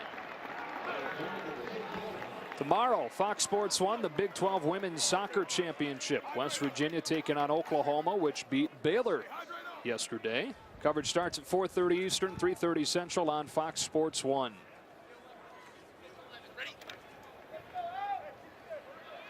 Dead quiet in this place. 89-6 here under Bob Stoops. They've never lost back-to-back home games at Memorial Stadium with Bob Stoops as head coach. And we'll need a monster comeback to avoid that happening for the first time. Keith Ford, the running back, to begin this drive from the 6. They give it to him.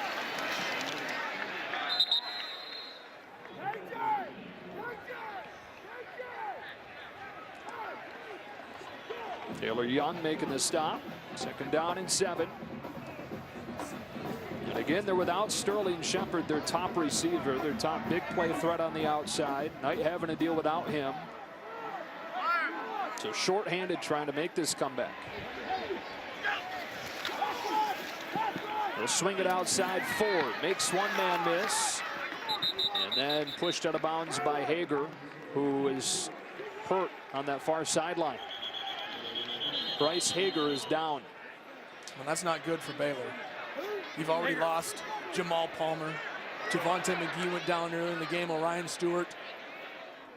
If you lose Bryce Hager, that's 4 potential starters for this defense that could be out. Here's Bryce Hager right in the middle of your screen.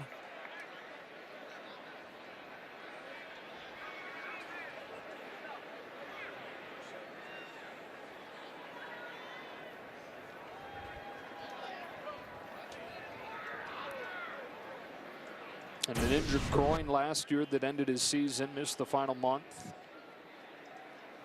Hard to tell. He got hurt on that play.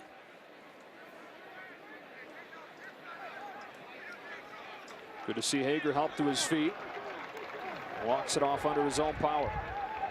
What a day it's been for him. Had an interception that he took back to the 1-yard line. He's the team leader in tackles, 9 today. 5th-year senior from Austin, on his way to a 3rd All-Big 12 honor this year, likely. Well, Joe, and I'd argue that the most important of those tackles came on second down and goal on that last play for Oklahoma.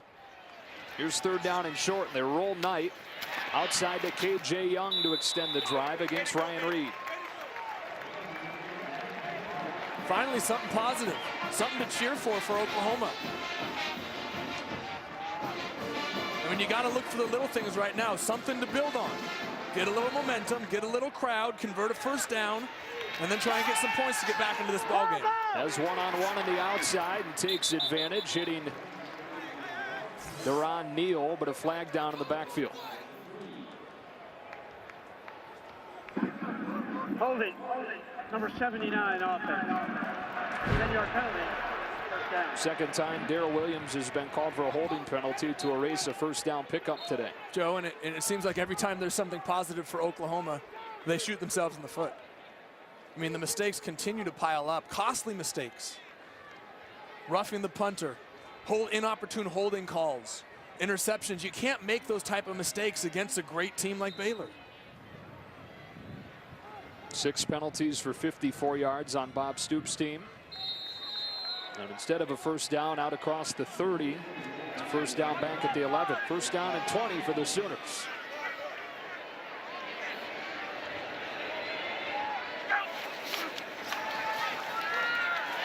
Knight scrambling and throwing for Ford, who can't pull it in.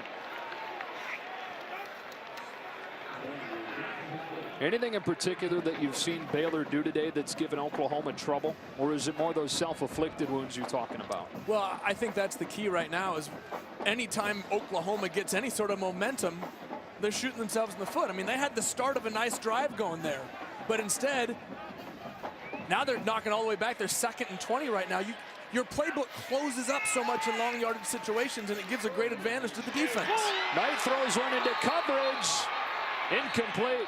Grant Campbell, who's replaced Bryce Hager, thought that he had an interception, but they say incomplete, 3rd and long. Well, that's exactly what long yardage situations force quarterbacks to do, is you think you have to get it all back in one chunk. You push the ball down the field into tight coverage, into windows where you shouldn't, and you give the defense a chance to make big plays like that.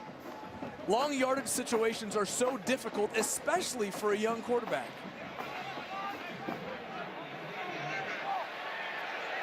Third down and 20.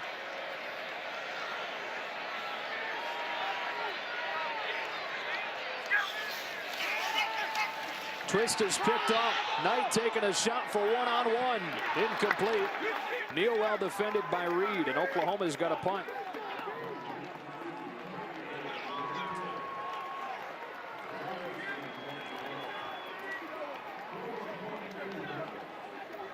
Joe, Oklahoma's grasping at straws right now.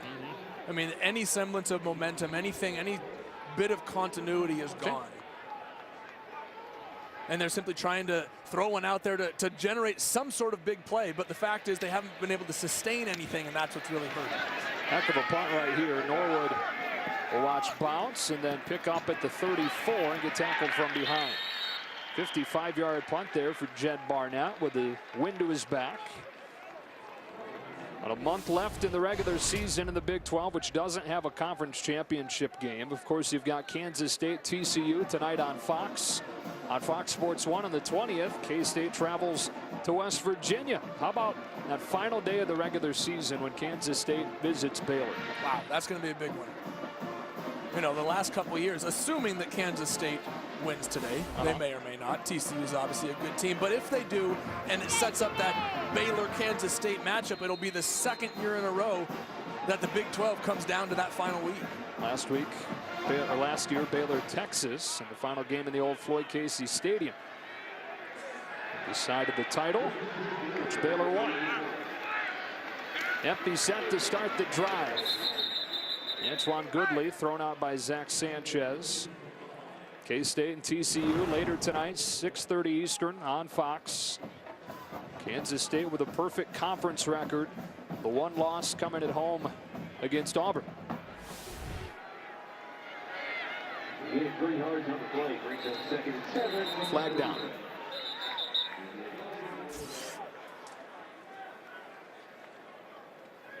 False start. Number 61 offense. 5-yard penalty. 2nd down. Terrell Broxton, right guard, one of the guys that has replaced the initial starters on that right side of the line. Baylor lost Desmond Hilliard at right guard, and they lost Troy Baker at right tackle. Broxton and then Pat Colbert have replaced them, and since a rough game against West Virginia, have been pretty solid.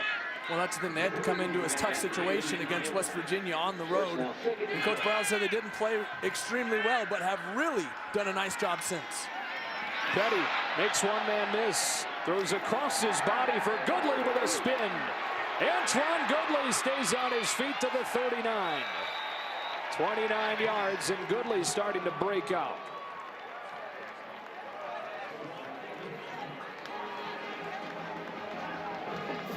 Joe, Antoine Goodley, who's been so frustrated this year because of the injury, because defensive keying on him, does a nice job of getting himself open for a quarterback on a scramble and then does the rest on his own.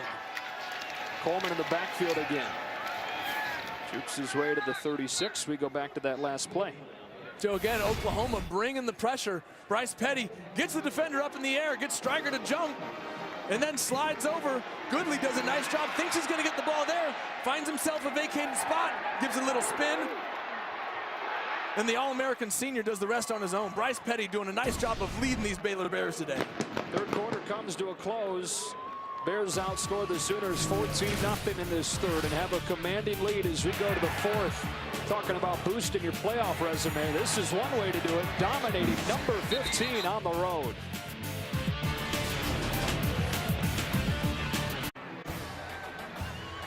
Fox Sports 1 College Football is presented by Cade Jewelers, and it's produced by Eric Billigmeyer, directed by Jeremy Green. Brian Peterman, our associate director. Ben Toda, the broadcast associate. Chris Adams-Wall handling computer stats with Barry Allen. Talent stats, Paul Davis, our talent spotter, Joe Davis, Joey Harrington, Chris Budden. The Bears 15 minutes away from winning in Norman for the first time and winning a road top 25 game for the first time since the year that Bryce Petty was born back in 1991. You know what I wonder, Joe? Is this the moment when Baylor breaks out of the, let's not call it a bias, but the belief that they can't crack that glass ceiling, that they don't play a tough enough schedule, that they don't have what it takes to be a true top 10 team? I think we're seeing one of the best teams in the country put a thumping on a very good team on the road. They start this fourth quarter with a 2nd down. Petty out of an empty set like he was for much of the third. It opens up in the middle and he takes off. Going down shy of the 30. And you talked about that schedule. I mean, statistically speaking, the schedule is not good. 109th nationally as far as opponents' win percentage. That's second worst among the one-loss teams in the top 25. Duke, the only team that has a worst opponent's winning percentage. But in all fairness, they haven't played the meat of their Big 12 schedule. They got Oklahoma today. They finished the season with Kansas State. The teams they played in the Big 12 up to this point have helped contribute to that. Yeah, and up the middle goes Chafin with a first down inside the 20.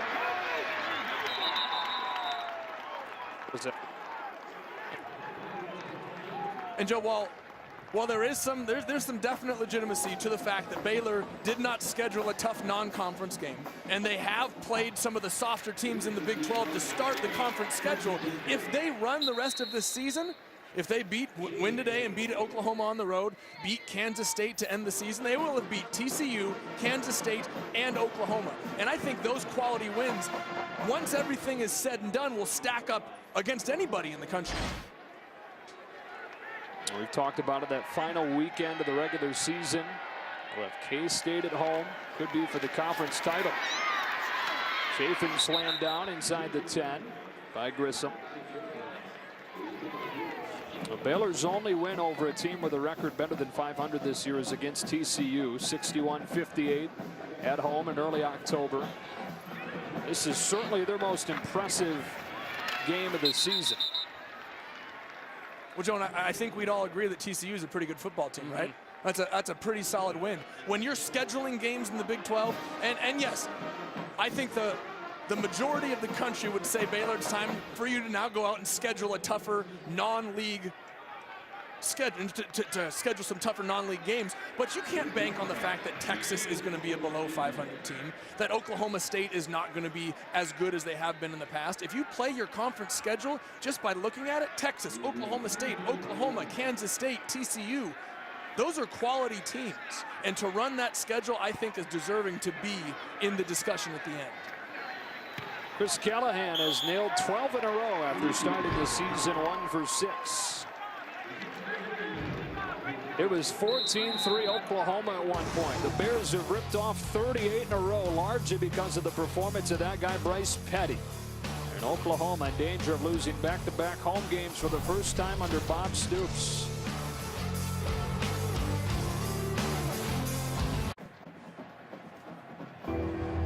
Oklahoma home to 5 Heisman winners and all immortalized with statues around the stadium. And a few of them in attendance today. The Saturday morning kick here in Norman. Steve Owens, Billy Sims, Jason White all in attendance. Owens, the 1969 winner. Billy Sims won it in 78. Jason White in 2003. The most recent one was Sam Bradford. How about Billy Sims high step? Ooh, he still got it.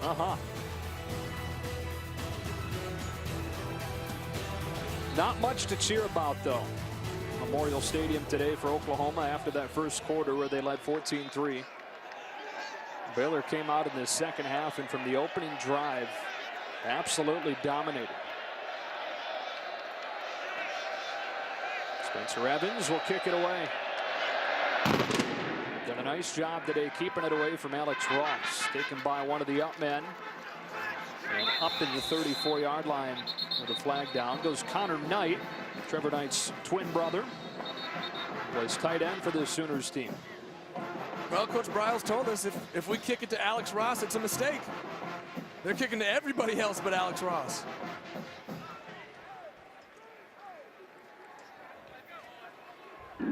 Offside on the kicking team, number 7. That 5-yard penalty will be enforced from the end of the kick. First down. Let's check in with Chris Budden for an update on Bryce Hager. Yeah, you saw him limp off the field a couple of series ago. Well, he's dealing with a hip pointer, and defensive coordinator Phil Bennett went up to him while he's getting worked on and goes, "Can you get back out there?" He goes, "Yeah, coach." So not out there quite yet, but he says he's ready to go. In a 41-14 game with 12.5 minutes left. Those two guys have spent many late nights watching film together. Phil Bennett, Bryce Hager, quarterback of his defense at that middle linebacker spot. Incomplete, looking for Neal on first down. But a touchdown early on in this game. There's Hager, whose father is the all-time leading tackler at Texas.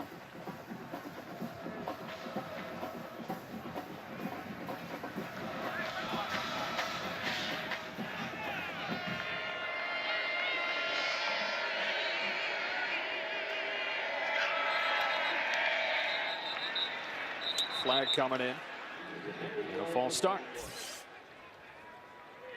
False start. Number 79. Offense. 5-yard penalty.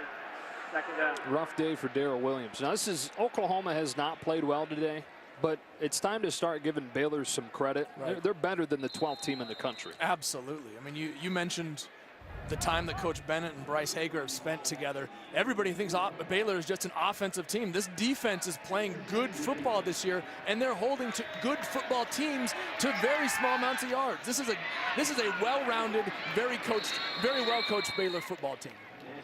Neal has it against Howard. Sets up a manageable third down. The defense under Bennett in his 4 seasons there has improved each year. Coming to this game, 31st nationally in scoring defense. His first season, they were 113th in the country. I love the way that Coach Bennett has just little by little changed the philosophy, changed the mentality of this defense. You know, guys like Bryce Hager have been around for a while. Sean Oakman has developed into a tremendous player from last year. Andrew Billings on the inside, young man from Waco High School, has helped contribute to the turnaround of this Baylor defense. This is a group effort. Oakman gets Knight 2 yards short of the first down. So 4th down at about 2 for the Sooners.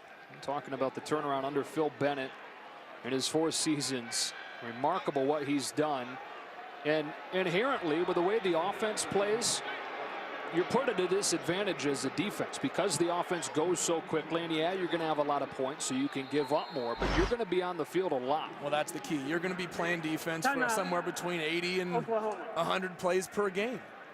And Coach Bennett mentioned the rotation, losing Jamal Palmer, Javonte McGee, but he's developed enough talent to fill in those gaps, and boy, have they filled in well.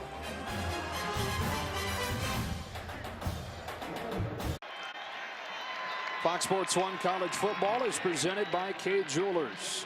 There's a mascot eating somebody. And here is a 4th down and 2. Ford motions out. Knight under pressure and stays on his feet long enough to extend the play, but that's all. Sack back at the 31. Grant Campbell is filled in nicely for Bryce Hager, combining to sack Knight, who was slow to get up.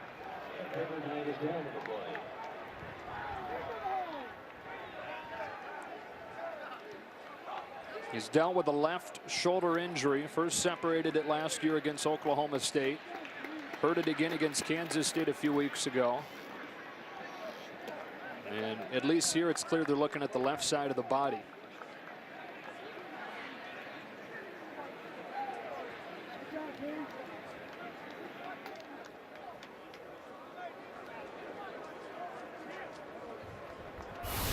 Joe, Trevor Knight took a big cleanup shot here at the end.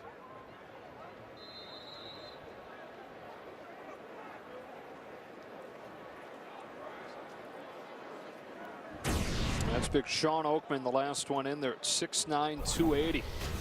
We'll take a break.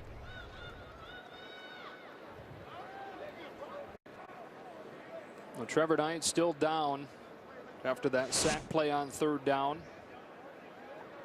Entire training staff around the sophomore from San Antonio, Texas. Cody Thomas is his backup, who had been banged up over the first month or so of the season. That's largely why you didn't see Trevor Knight running as much. And that's his twin brother right there, Connor Knight, talking with Bryce Petty. A few Texas guys.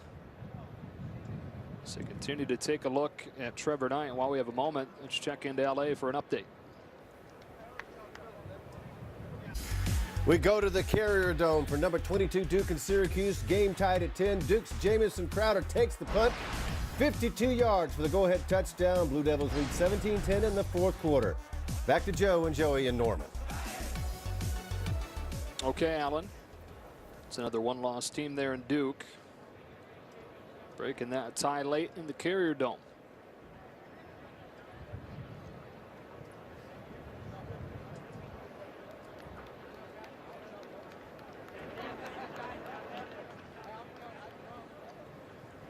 they're getting Knight onto a board. We'll update it in a moment after this. A tough moment to watch here in Norman. Oklahoma quarterback Trevor Knight sacked on a 4th down play, unable to get up, and has now been put onto a stretcher and onto the cart, and does give a sign to the crowd as they take him off.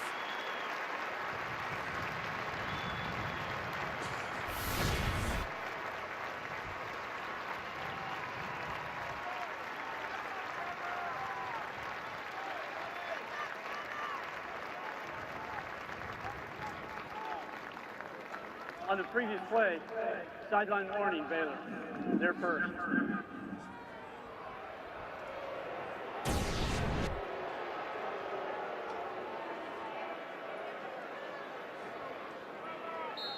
And so we'll eagerly await over the coming hours here an update on Knight's condition, which, you know, everybody here is wondering about, everybody watching at home. As the sophomore quarterback is taken off. Wide snap pulled down. And Shock Linwood goes inside the 30. Well, it tends to put things in perspective when you see something like that. Guy that's been under heat after a monster finish to last season. We talked about the expectations being a little bit unfair for him coming into this year. One thing remains, regardless of the numbers for Trevor Knight, the remarkable fact that he's a team captain as a sophomore. This is a guy that is incredibly well respected by the guys that he shares a locker room with. Well, absolutely, and it doesn't change the fact that he's a 19 or 20-year-old young man. Yeah. I mean, no matter how many interceptions you throw at key times during ball games, it doesn't take away from the fact that he's a good person, a good young man who's trying his best out here, and you hate to see something like that happen.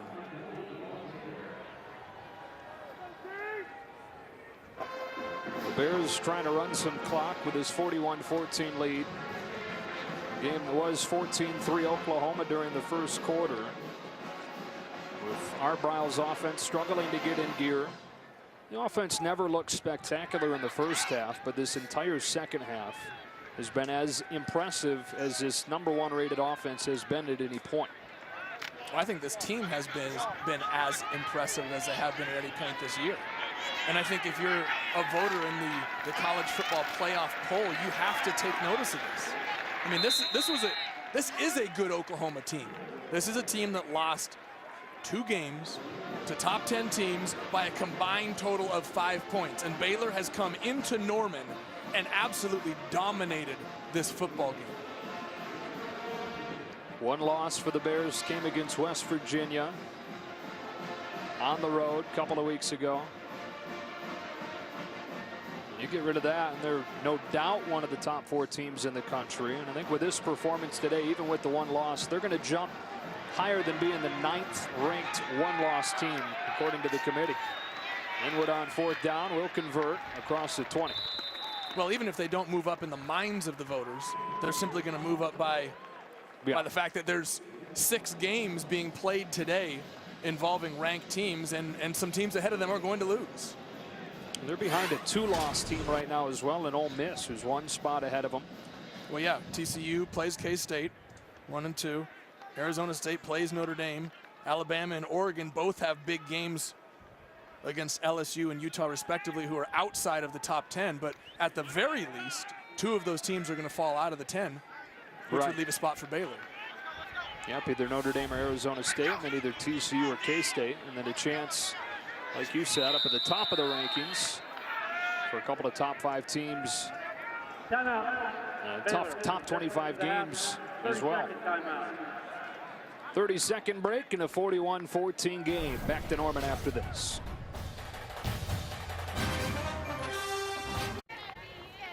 #38 straight for number 12 Baylor, boosting that playoff resume. And going to get their first win in program history in Norman after 11 losses in a series where they dropped the first 20 games overall. They'll move to 3-1 in the last 4 meetings with Oklahoma. Joe Davis, Joey Harrington, Chris Budden, and Shock Linwood runs for a few yards and keeps those feet churning. Shuka Ndulaway makes a tackle. More opportunities ahead for Baylor as well.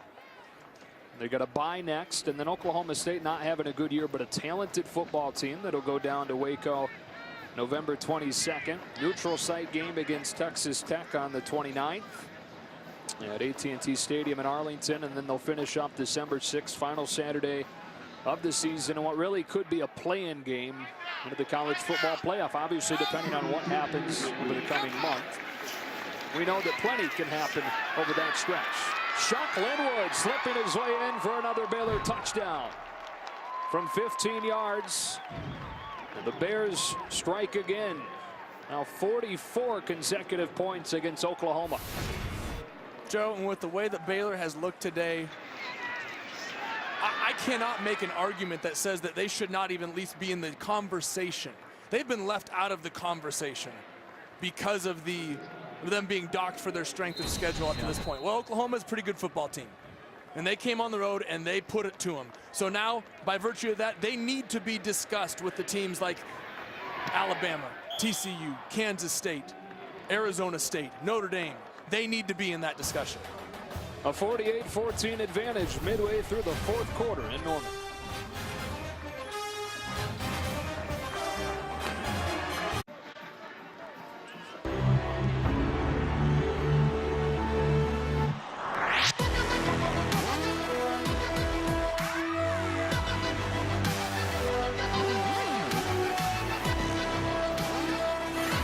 Said it, Joey. This is a Baylor team right now considered among the bottom part of the one-loss teams.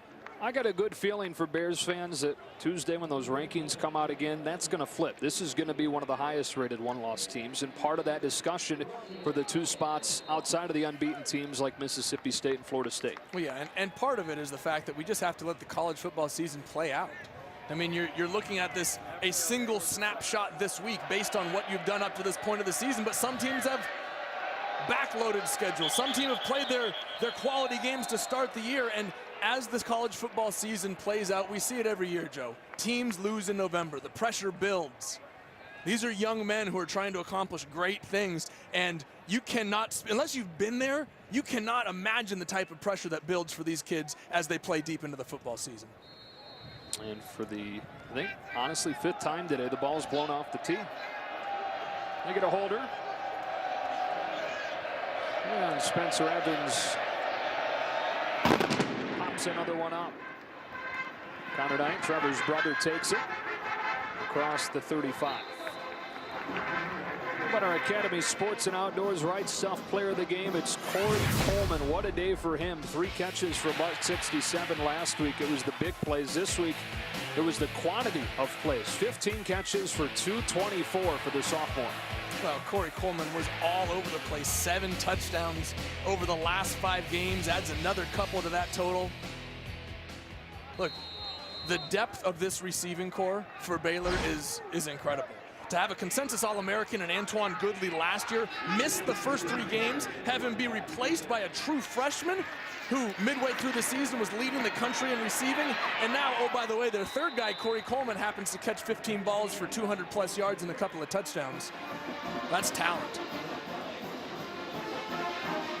Alex Ross runs for a first down. For those of you tuning in for the West Virginia-Texas game, we'll get you out there immediately at the conclusion of our game, and in the meantime, flip over to Fox Sports 2 or stream it on the Fox Sports Go app or foxsportsgo.com. West Virginia and Texas down in Austin.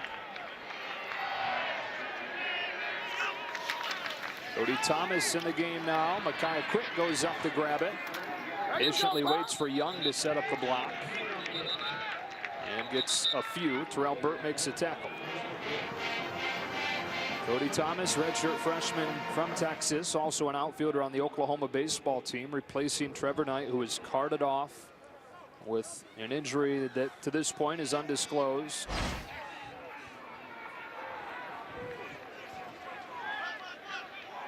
Who would have thought the 6:50 mark of this fourth quarter, you'd have Cody Thomas in the game in front of a mostly empty stadium. Ross with a short game.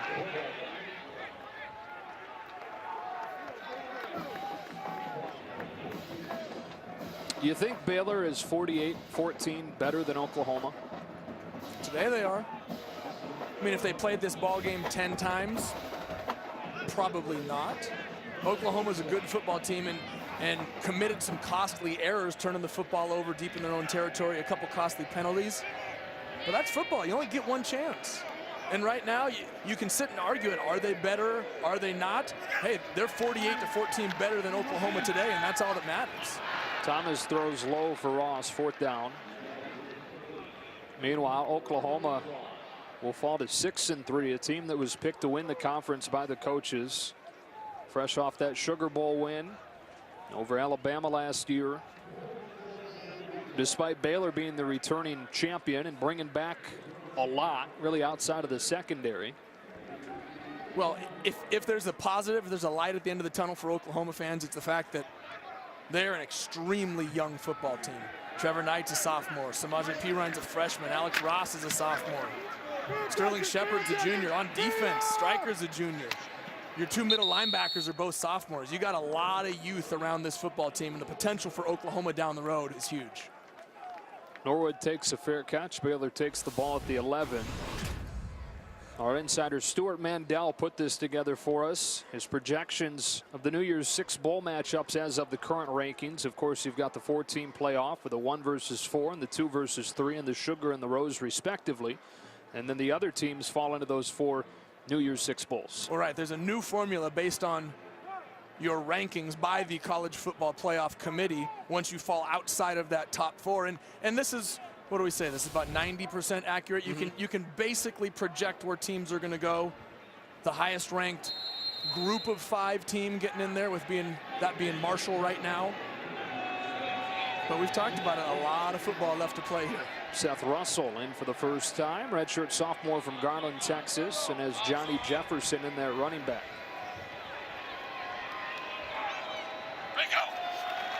High snap is pulled down, and Jefferson hits the hole hard and goes up to the 20. Let's check in with Chris Budden. Yeah, quick update on Trevor Knight. He is still in the locker room. He's getting x-rays right now. There is an ambulance parked outside of the locker room. They took a stretcher out of the ambulance, but they have not loaded him in it. Right now, Trevor Knight's still in the locker room. When I get more word, I'll give it to you guys. We appreciate it, Chris. Tonight was carted off following a sack a few minutes ago in this 4th quarter.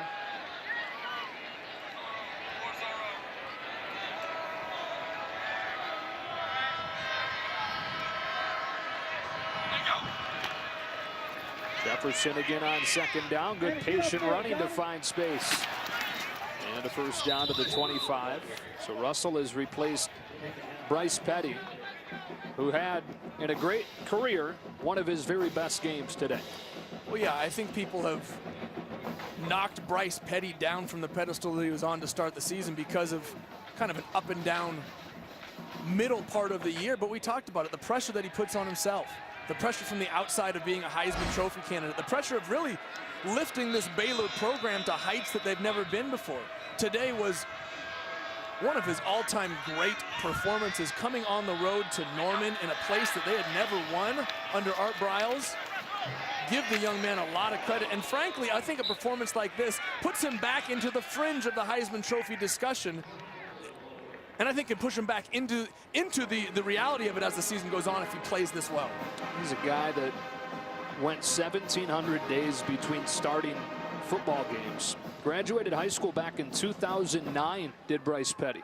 That's around when I graduated high school. We're talking about a guy. Come on now. Not around when you graduated high school, though. You can go back a little farther than that. Some of us are getting older. Gray shirted for a year, taking JUCO classes.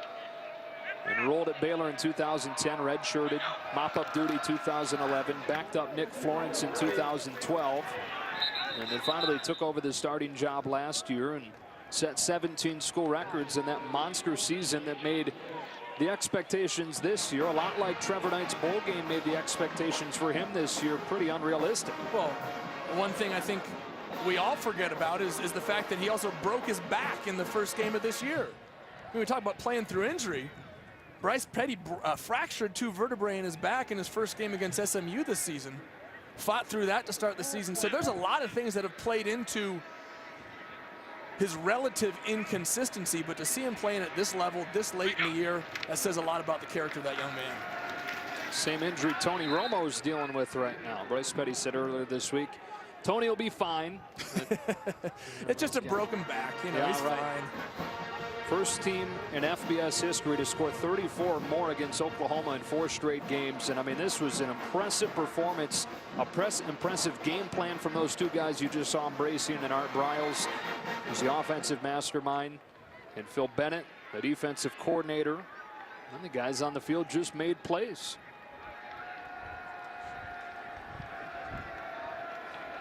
Got to go back to 1991 to find the last time Baylor beat a top 25 team on the road.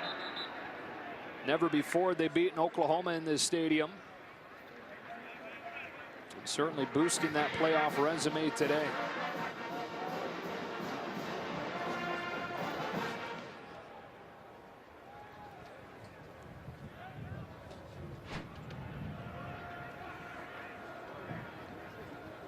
First time Baylor's won a game in this stadium, and Art Briles getting his first road win against a ranked opponent in 12 tries. Staggering to think about, with all the success that he's had in his time at Baylor, that they've not gotten a true road win against a top 25 team. They've got neutral site wins, they've gotten wins in bowl games against the top 25, but until now, never has Art Briles taken a team into an opposing team stadium ranked in the top 25 and come out with a win. Well, and I think that's been part of the criticism. I mean, you factor in the schedule, the soft non-conference schedule, the fact that they've never gone on the road and beaten one of the best in the conference. Hey, knock one of those off the list. This is a good Oklahoma football team. Norman is always a tough place to play, and they came in and dominated. That's kind of a part of the logical progression, right, for Art Briles in this program. First, it was going to a bowl game. Remember, not too long ago, 5 years ago, this team went 4-8. Missed out on a bowl game for their 16th consecutive year. So they finally get to a bowl. They win a bowl game. They have a Heisman Trophy winner in Robert Griffin. They win a conference title last year and go to a BCS bowl. They get a new stadium, and now here they are. It's a very big part of the playoff discussion in the first year of this format.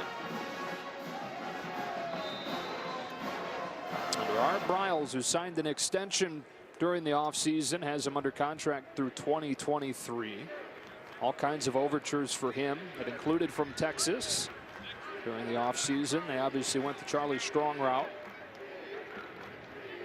Well, much like we talked about Oklahoma a minute ago in their youth, you see Seth Russell in right now, but Baylor is looking to make a great run and build on this. Katie Cannon's a freshman. Shock Linwood and Devin Chafin are both sophomores. Corey Coleman's a sophomore. On the other side of the ball, Andrew Billings, who coach called probably their defensive MVP, is a sophomore. I mean, you have youth all over this football team, and Baylor is set up to be a dominant team in the Big 12 for a long time. They'll have to snap it just one more time. And after trailing this game 14-3, Baylor dominates and wins it 48-14. Out in Oklahoma in that second half to less than 100 yards. They moved to 8-1 in the season and likely into the top 10 when those rankings come out on Tuesday. For Joey Harrington and Chris Budden, the rest of our crew, Joe Davis saying so long from Norman. Right now, let's get you to West Virginia, Texas. Craig Bolerjack, Ryan Neese with a call. Take it away, guys.